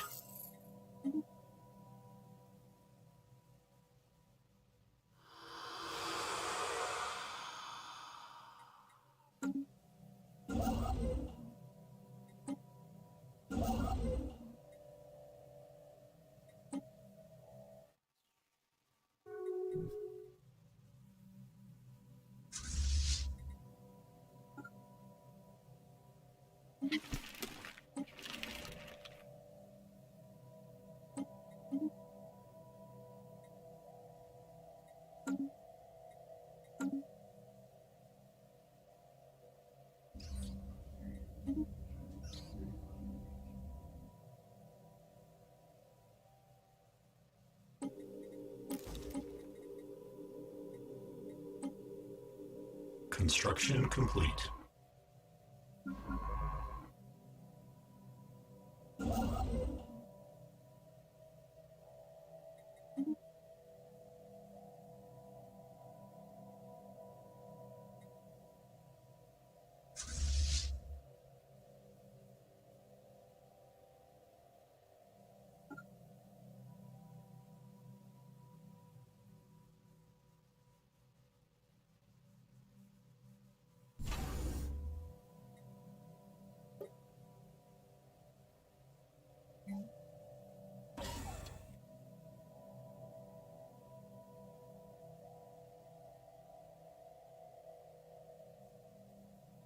Construction complete.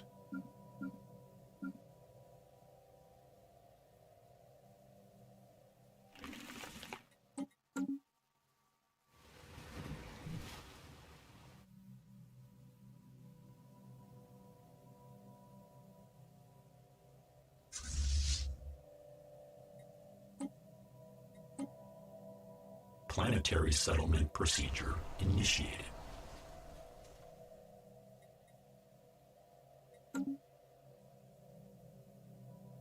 Construction complete.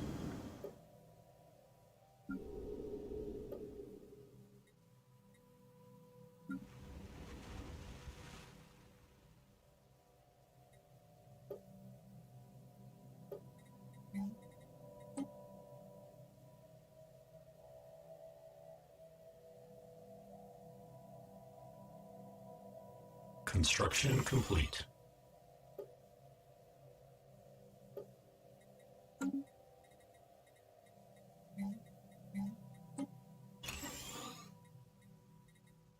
Technological acquisition successful.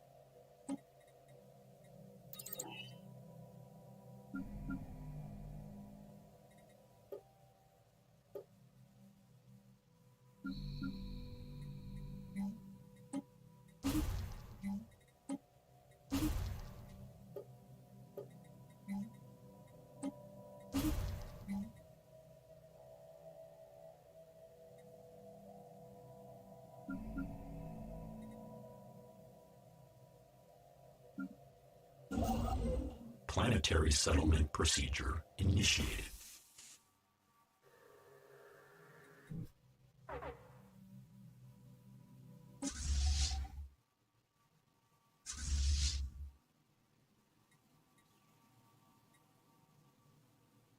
Construction complete.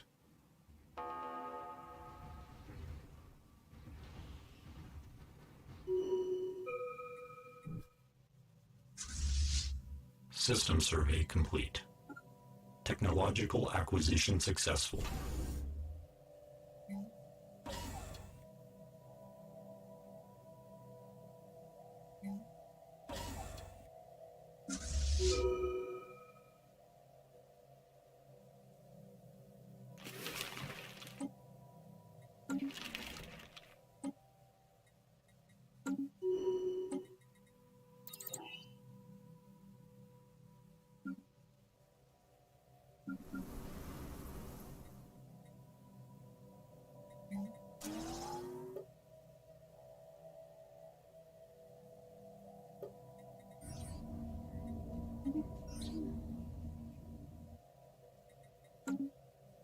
Technological acquisition successful.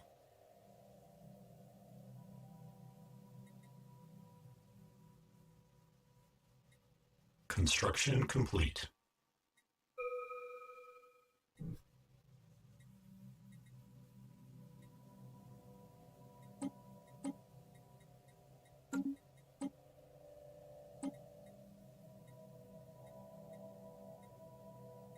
Construction complete. Construction complete.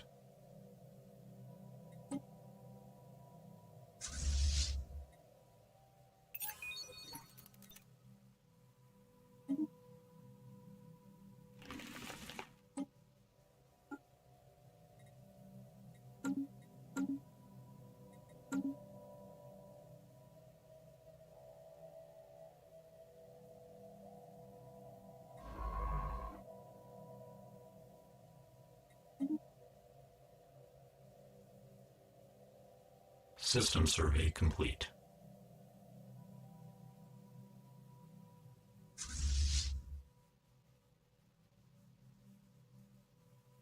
System survey complete.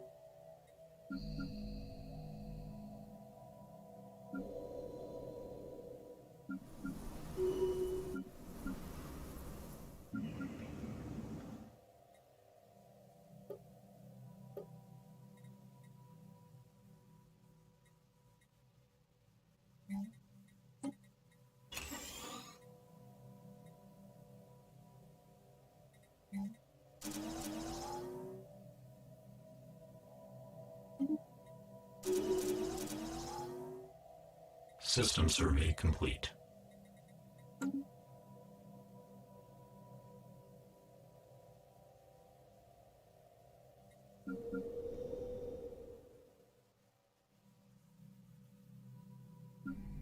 Construction complete.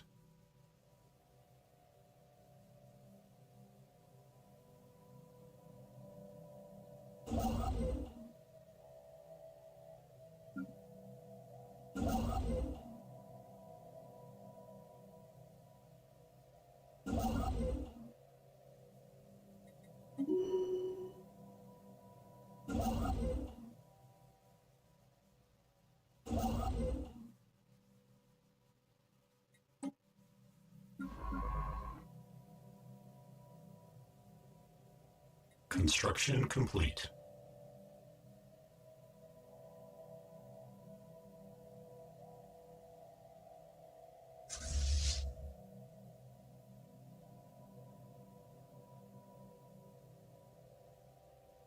Technological acquisition successful.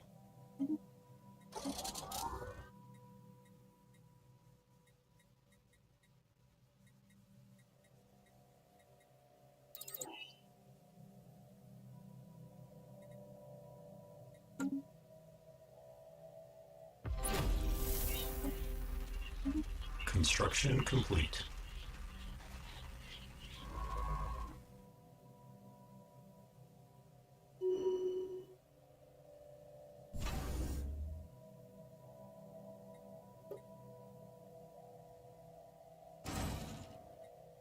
Anomalous surface variable detected.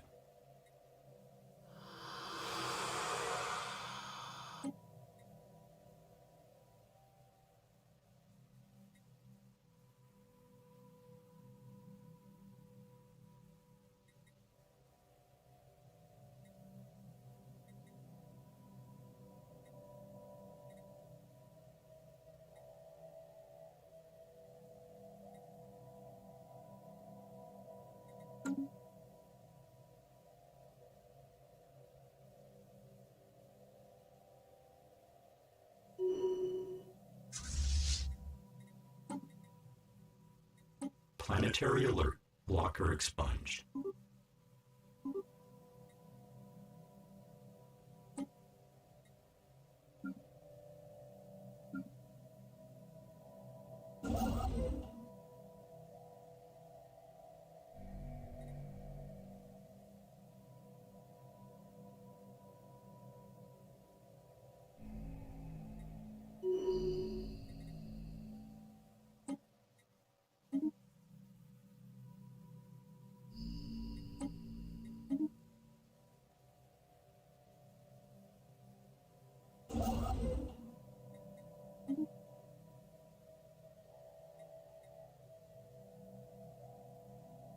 Technological acquisition successful.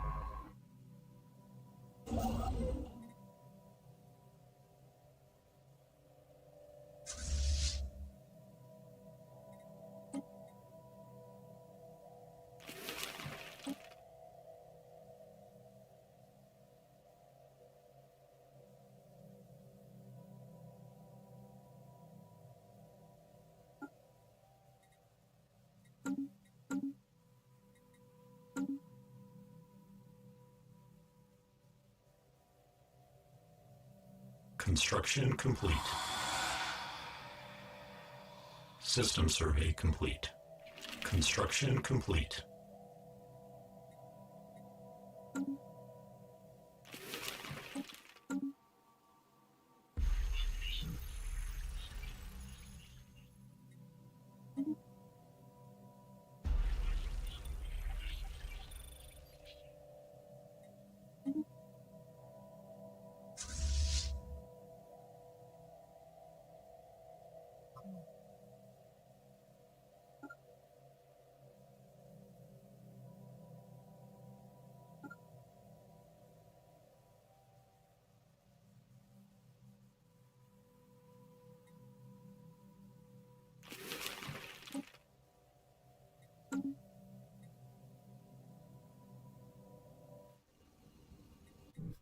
Planetary surface settlement established.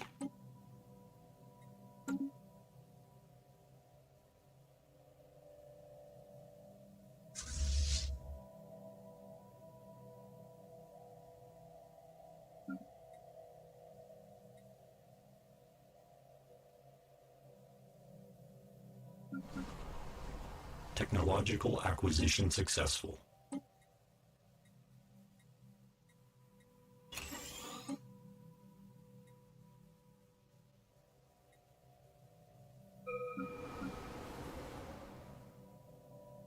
System survey complete.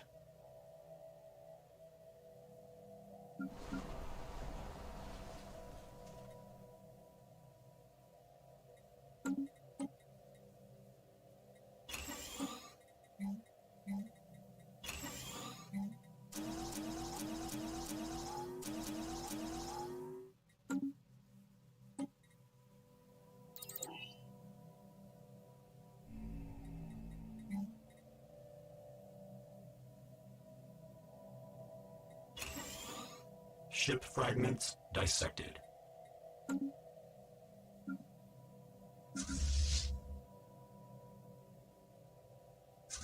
Alert, non-standard space entity encountered.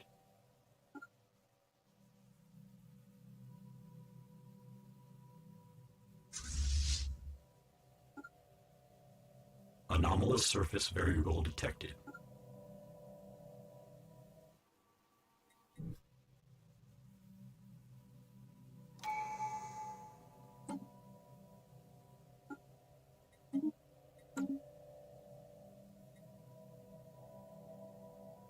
Planetary surface settlement established.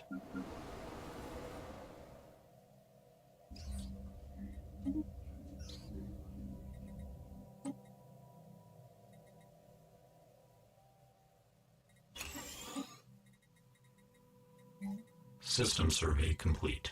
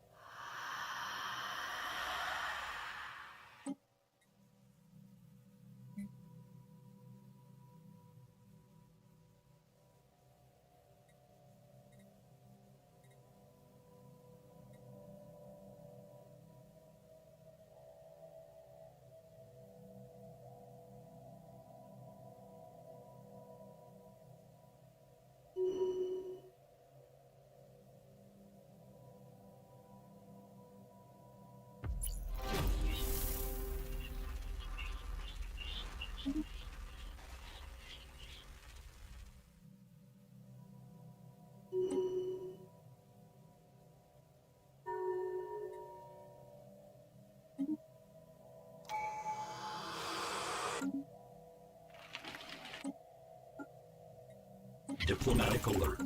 War protocols initiated.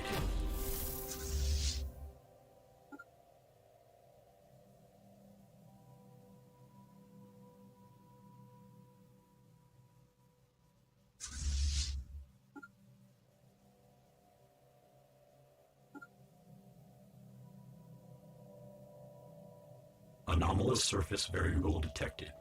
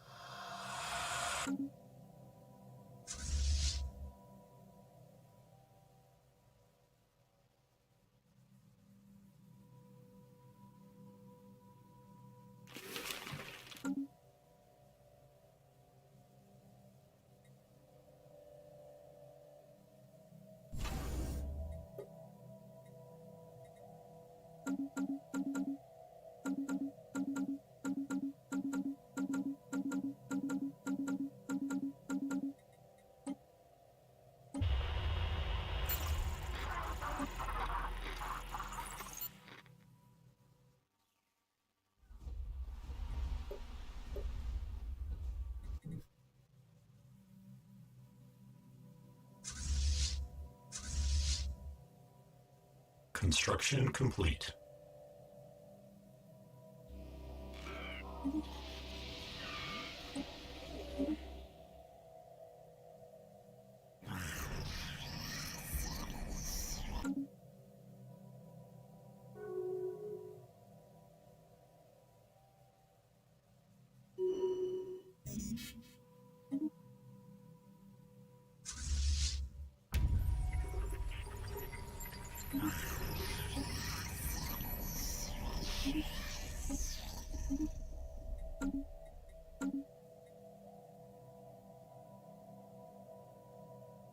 Council agenda available.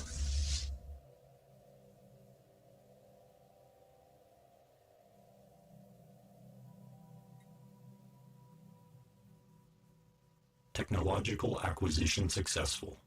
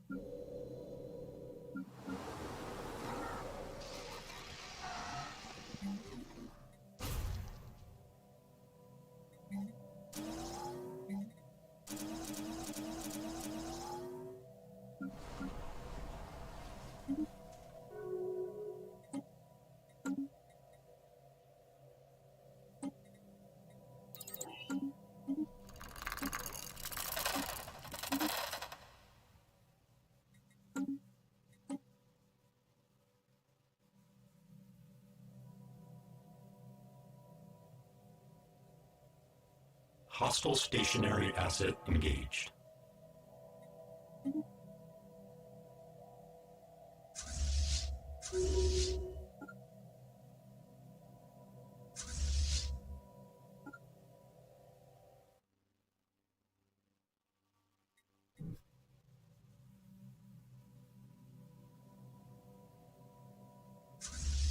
Hostile stationary asset engaged.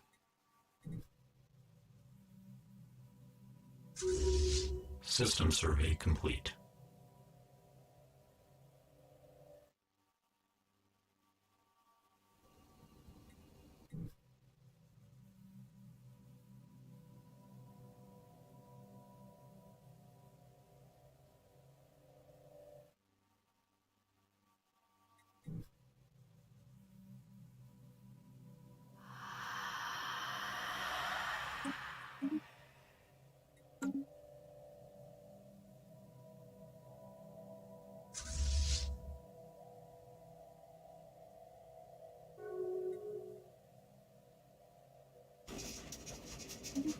Hostile fleet assets engaged.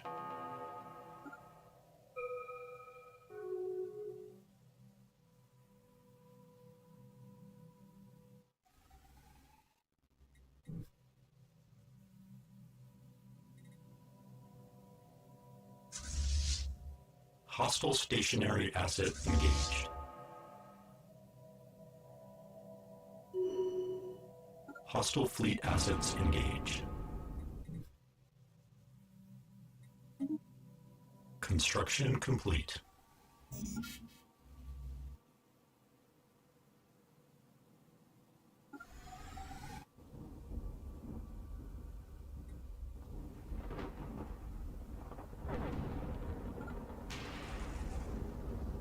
Hostile fleet assets engaged.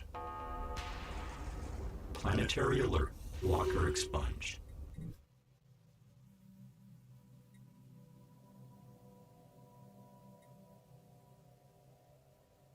Hostile fleet assets engaged.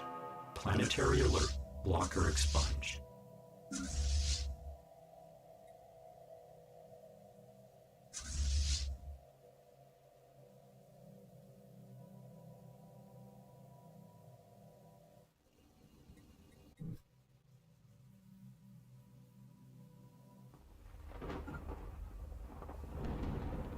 Technological acquisition successful.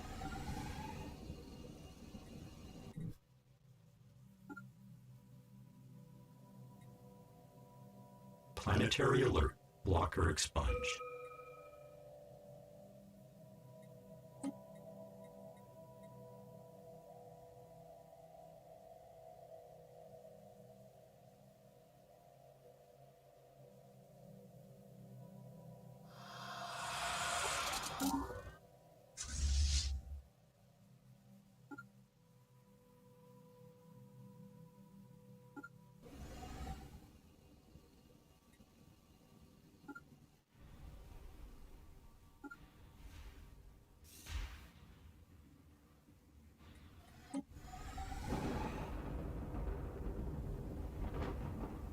Anomalous surface variable detected.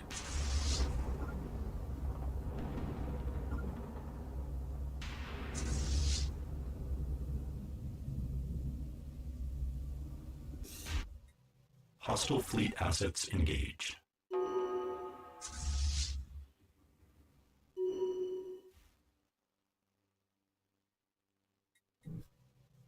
Hostile stationary asset engaged.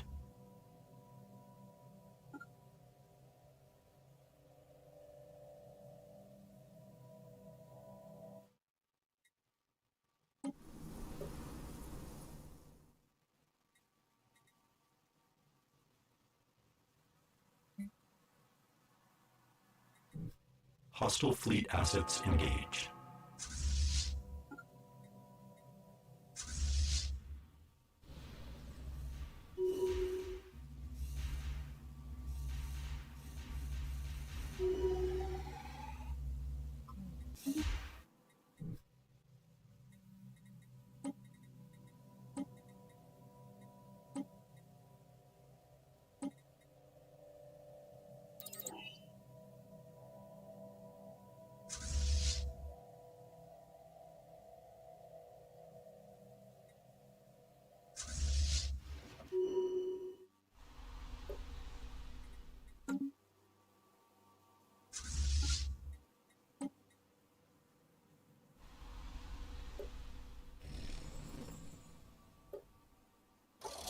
Planetary pacification protocols initiated.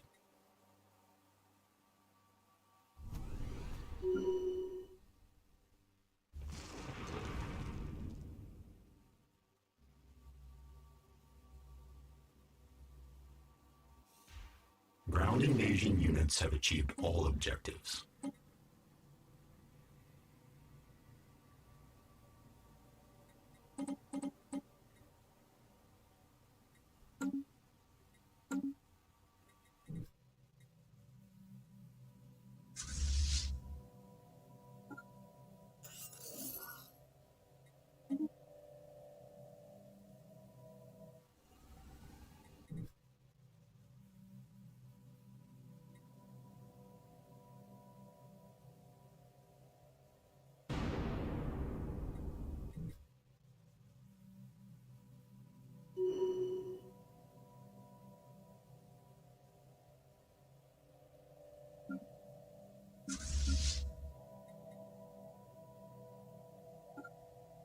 Hostile fleet assets engaged.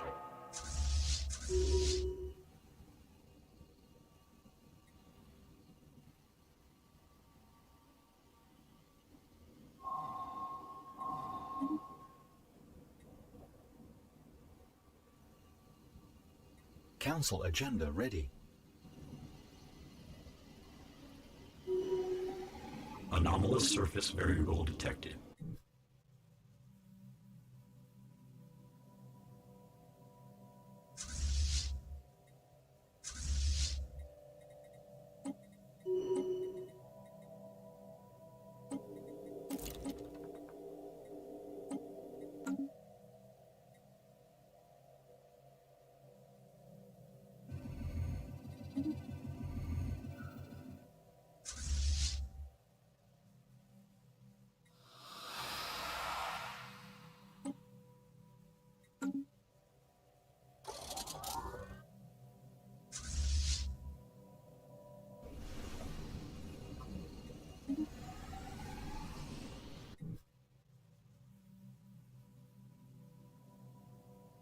System survey complete.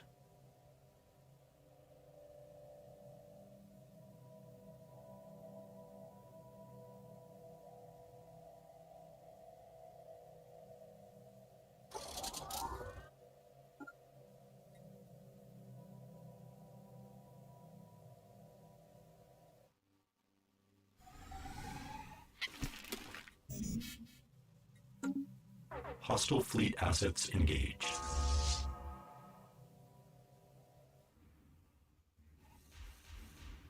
Technological acquisition successful. Anomalous surface variable detected.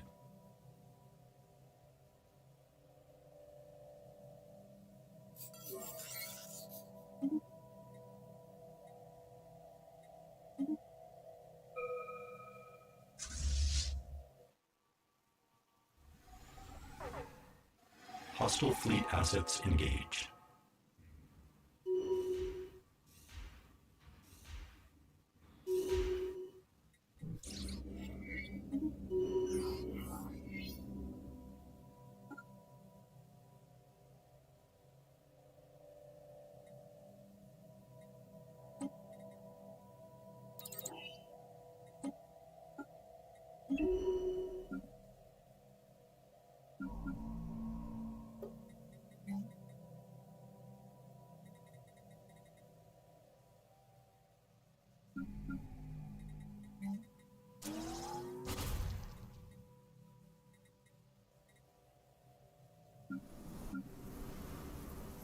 Hostile stationary asset engaged.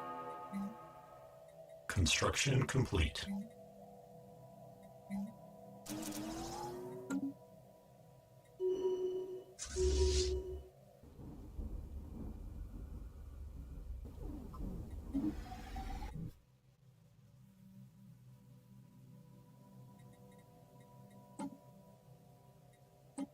System survey complete.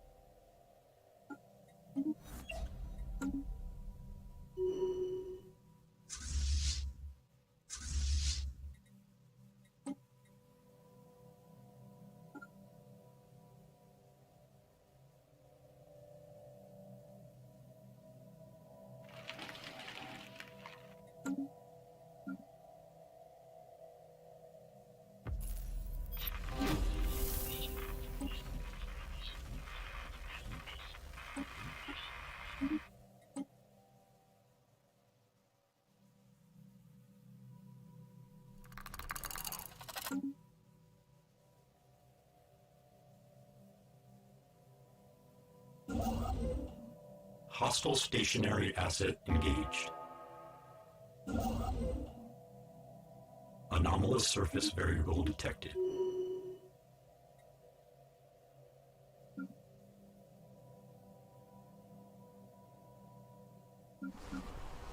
Planetary alert. Blocker expunged.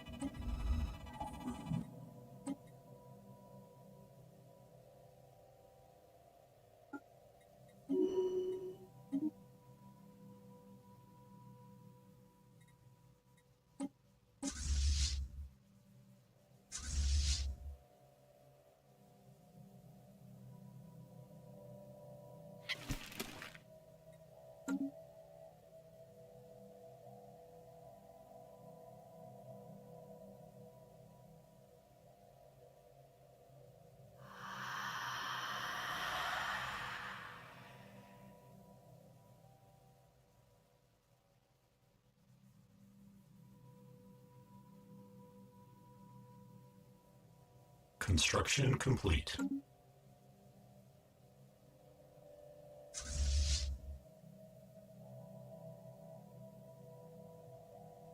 Planetary alert. Blocker expunged.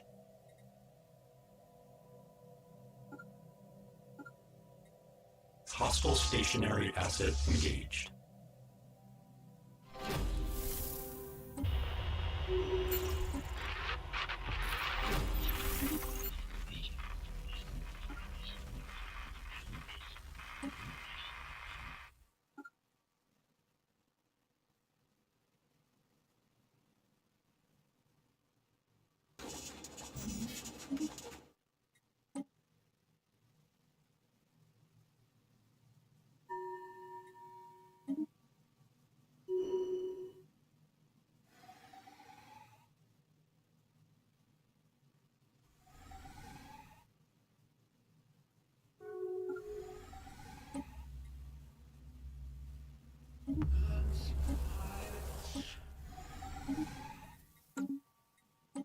Hostile stationary asset engaged.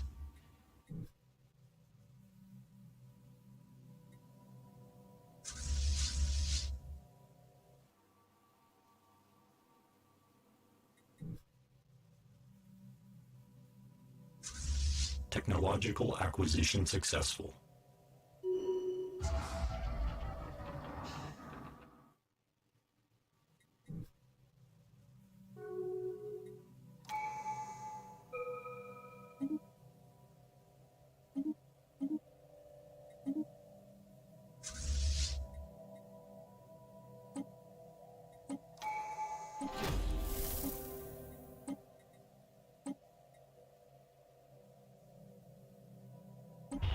A foreign entity has decrypted our communications.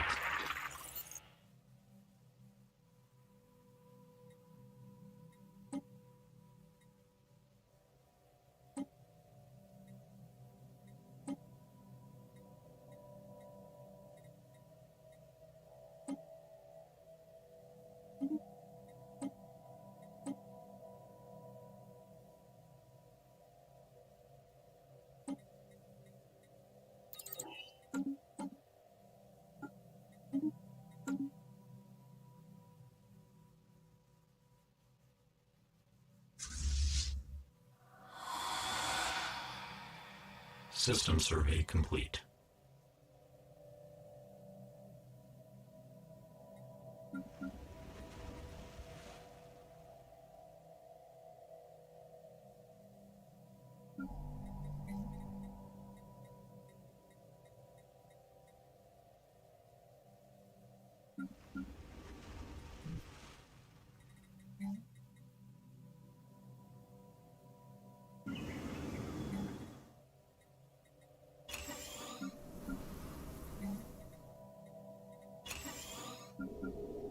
Anomalous surface variable detected.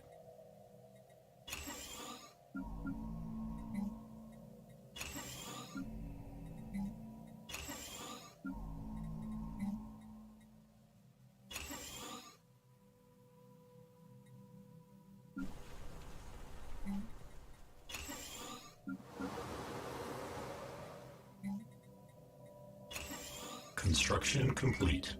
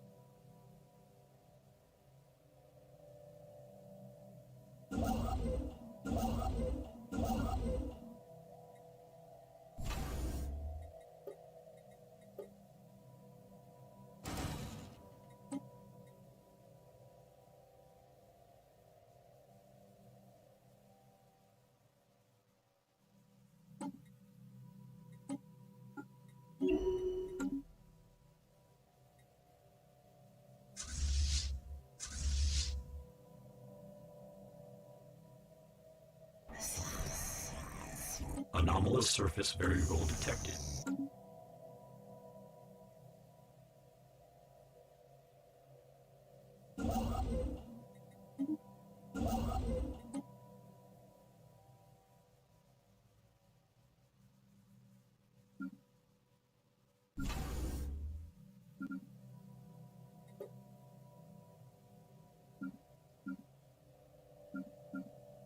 Construction complete.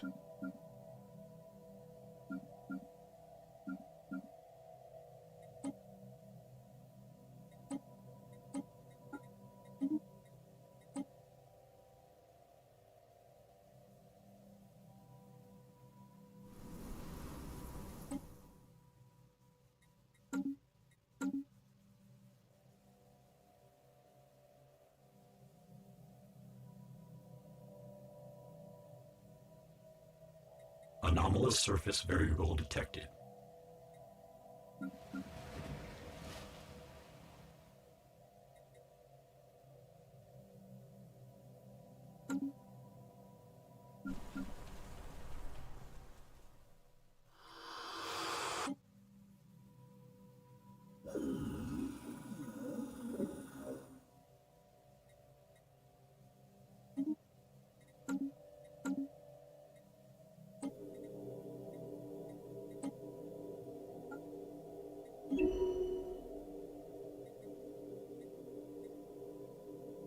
Construction complete.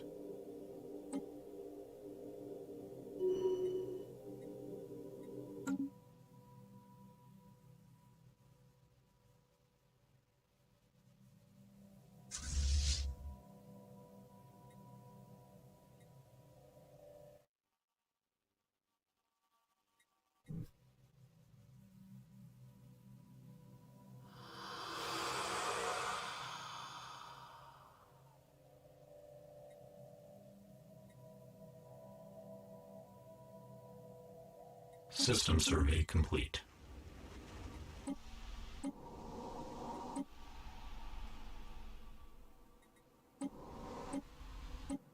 Construction complete.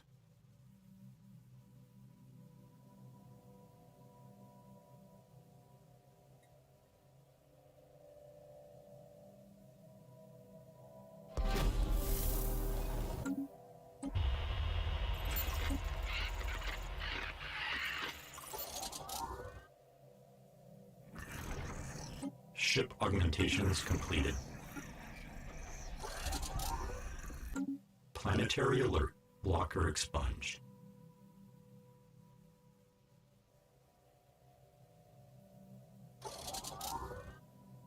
Ship augmentations completed.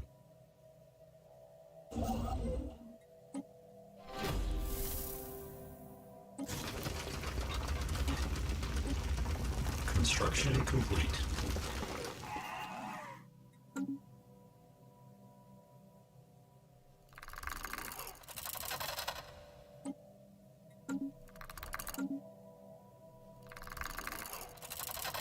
System survey complete.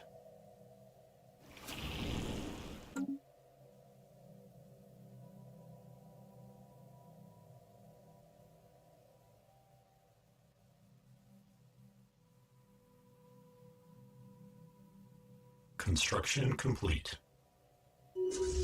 Technological acquisition successful. Ship augmentations completed.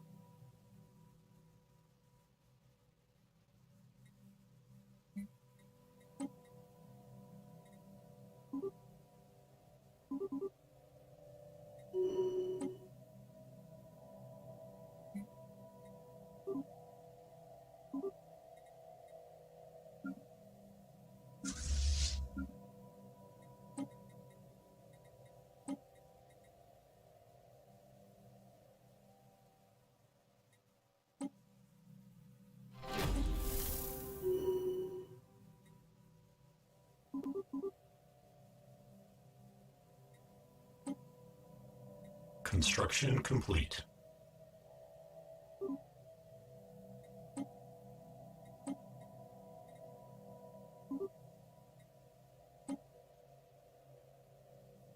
Construction complete.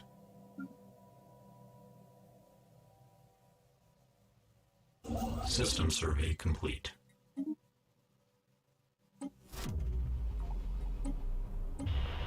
A foreign entity has decrypted our communications.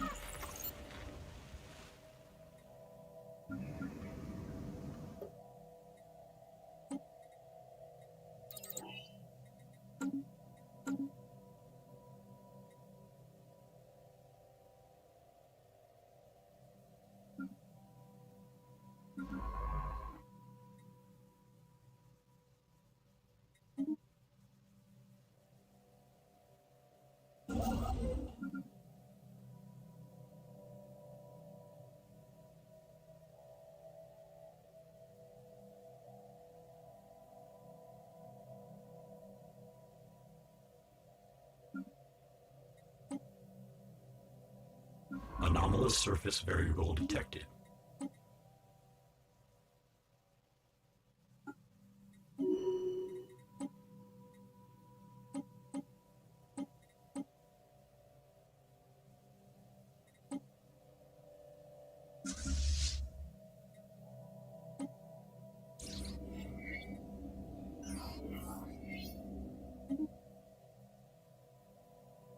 Construction complete.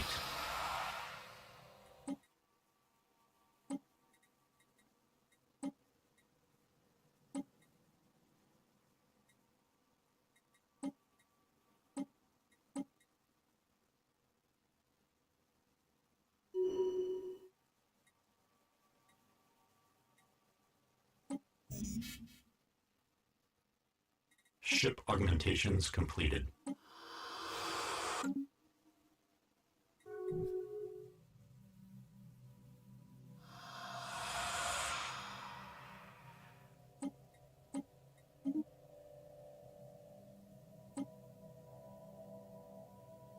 System survey complete.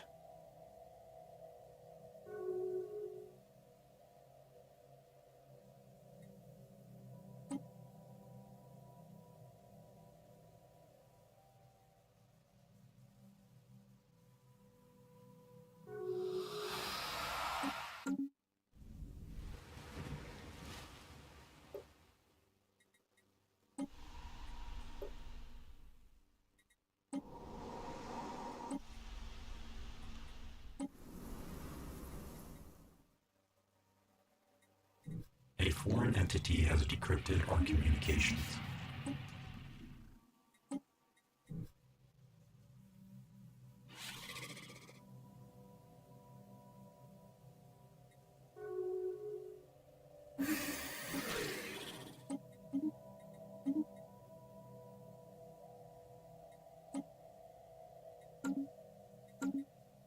Technological acquisition successful.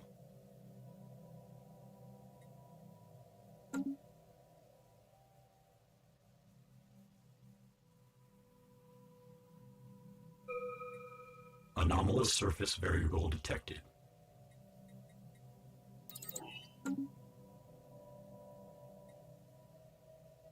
Council agenda available.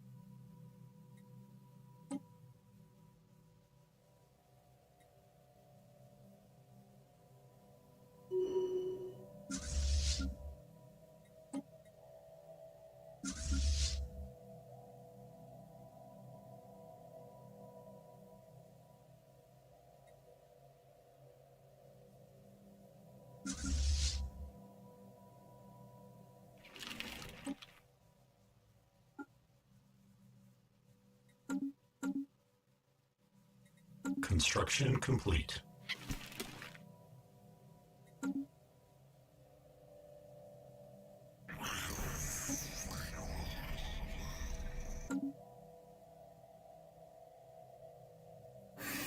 Construction complete.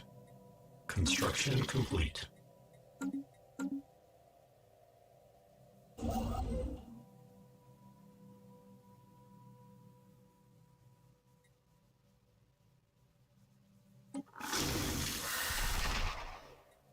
System survey complete.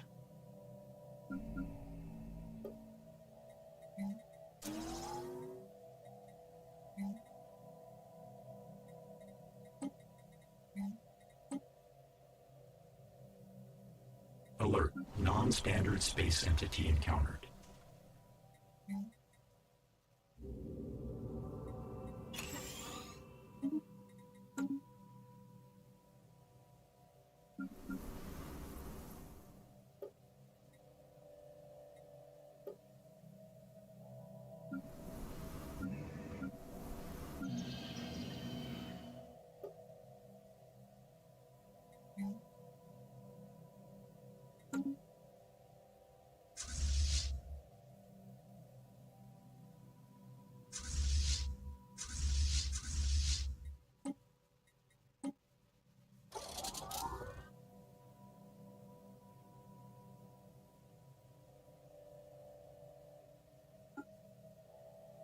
System survey complete.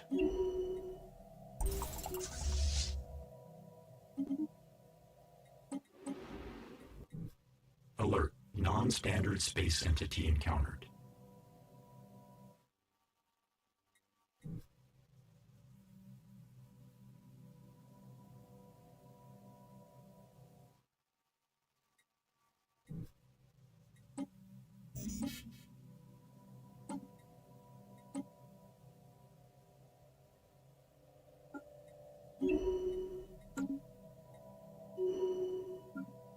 System survey complete.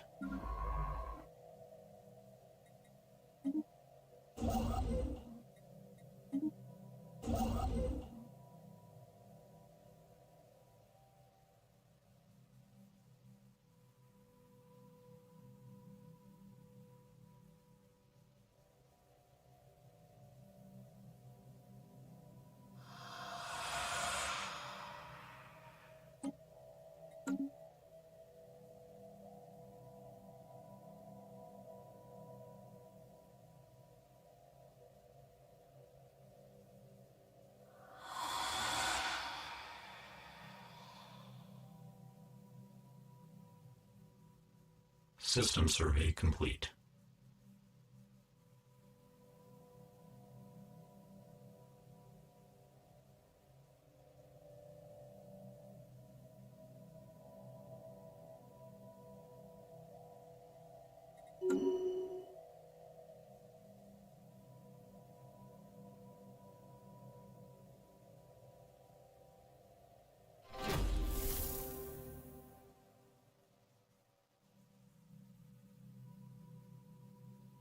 Construction complete.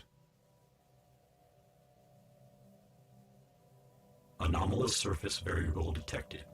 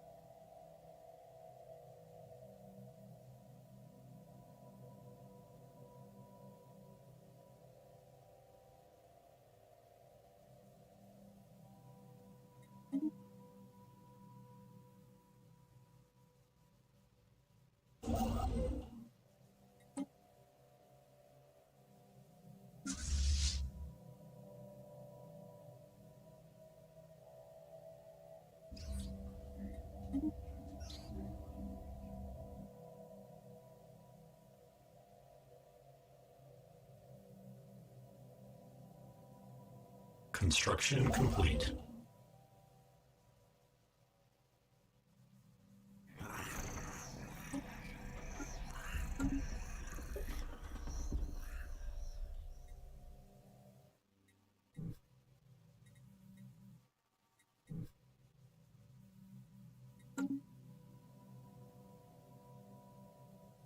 System survey complete.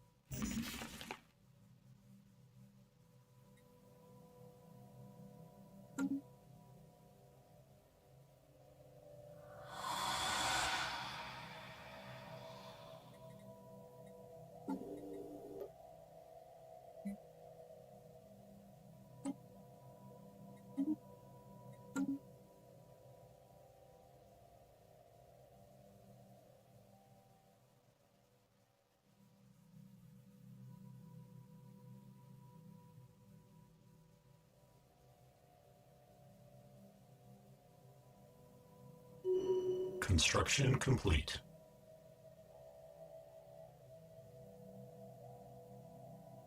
Council agenda ready.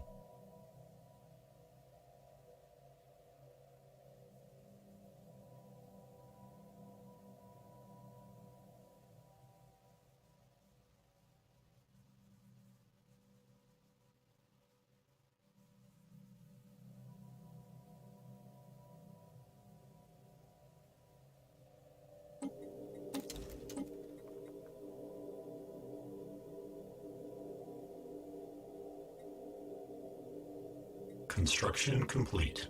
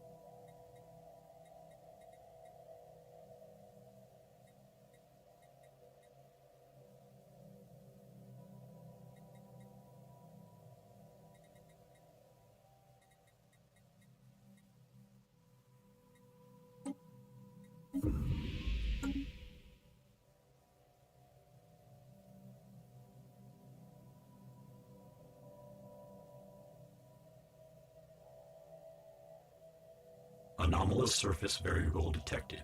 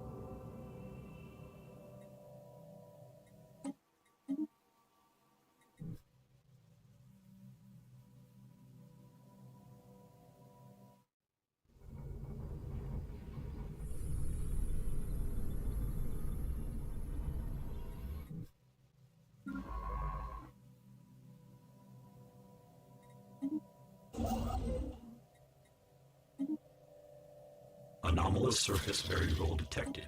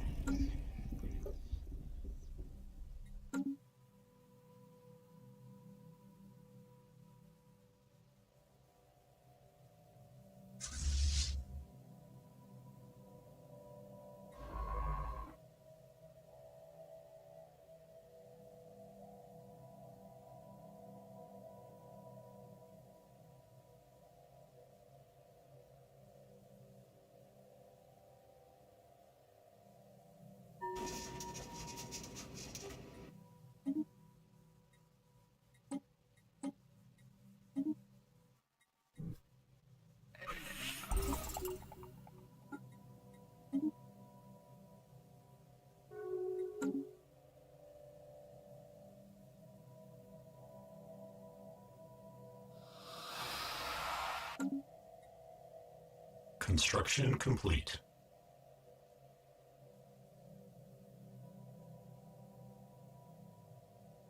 System survey complete.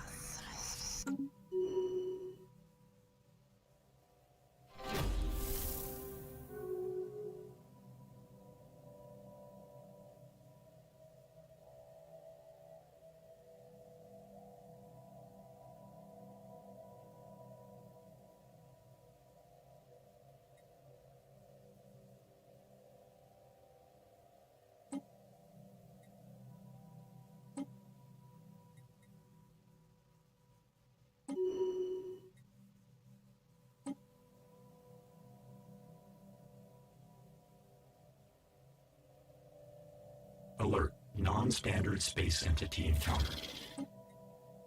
System survey complete.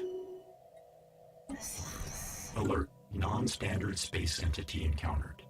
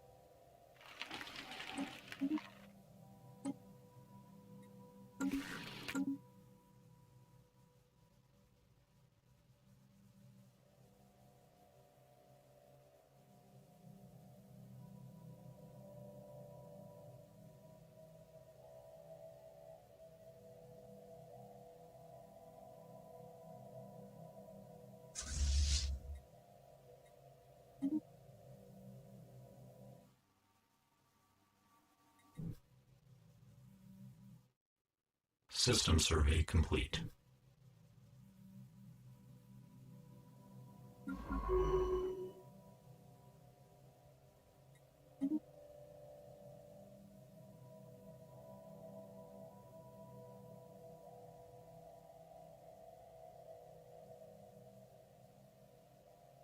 Construction complete.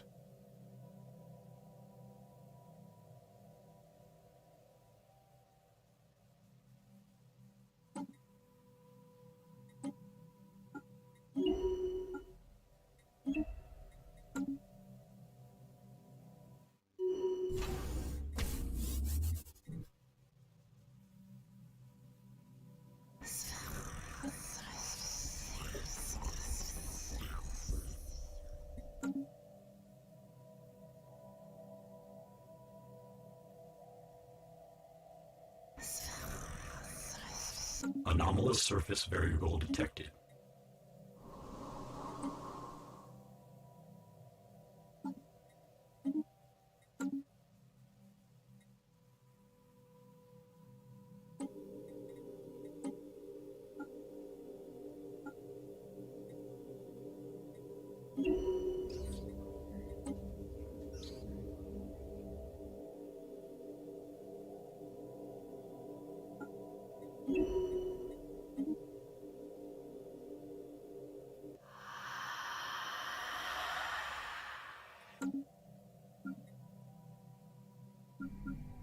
Construction complete.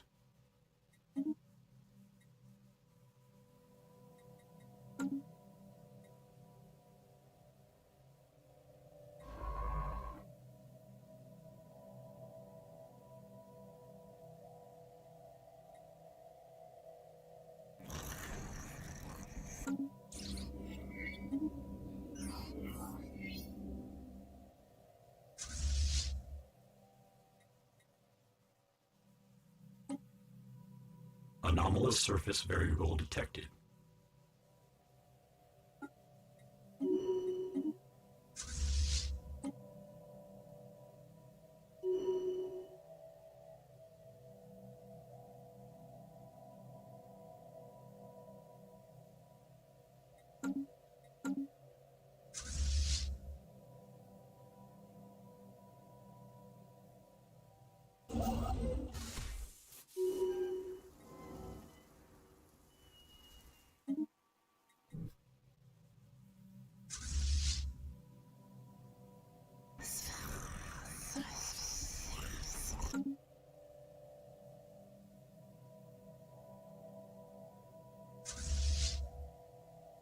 Technological acquisition successful.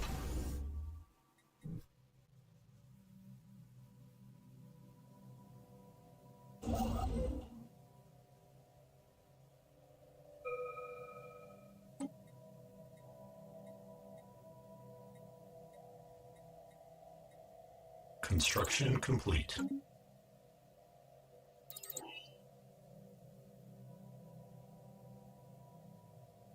Anomalous surface variable detected.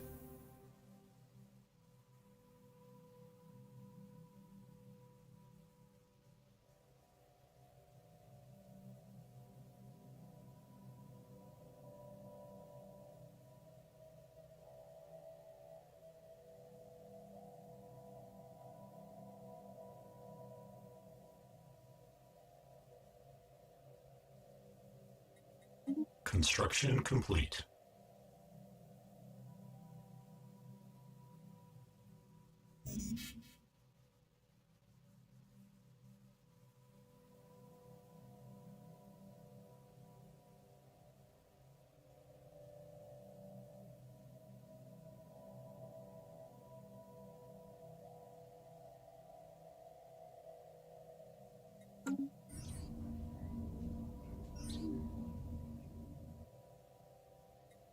Technological acquisition successful.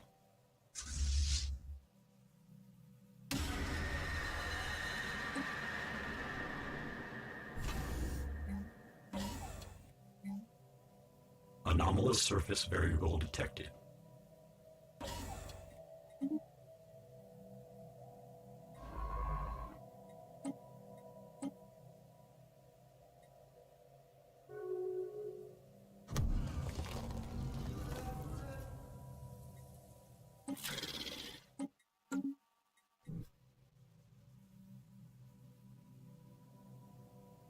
System survey complete.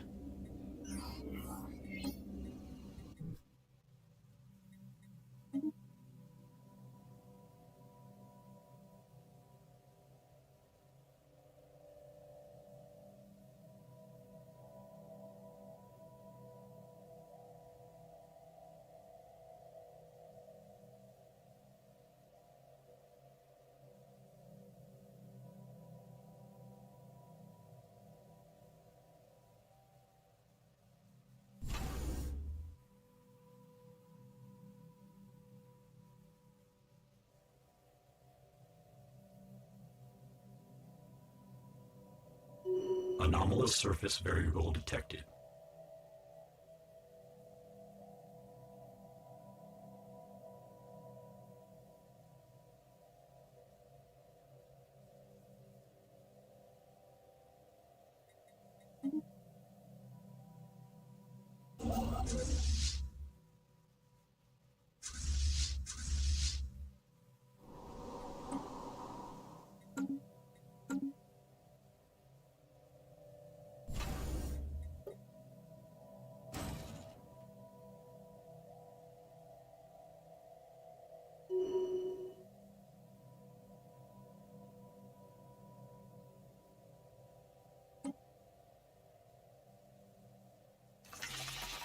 Situation log adjusted.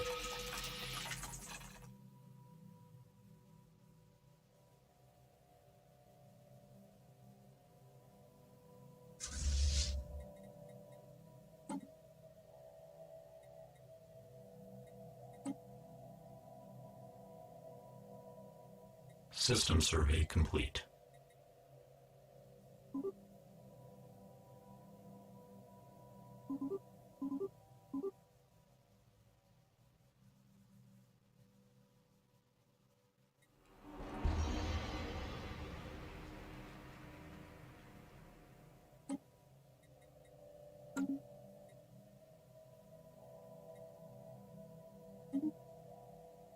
System survey complete.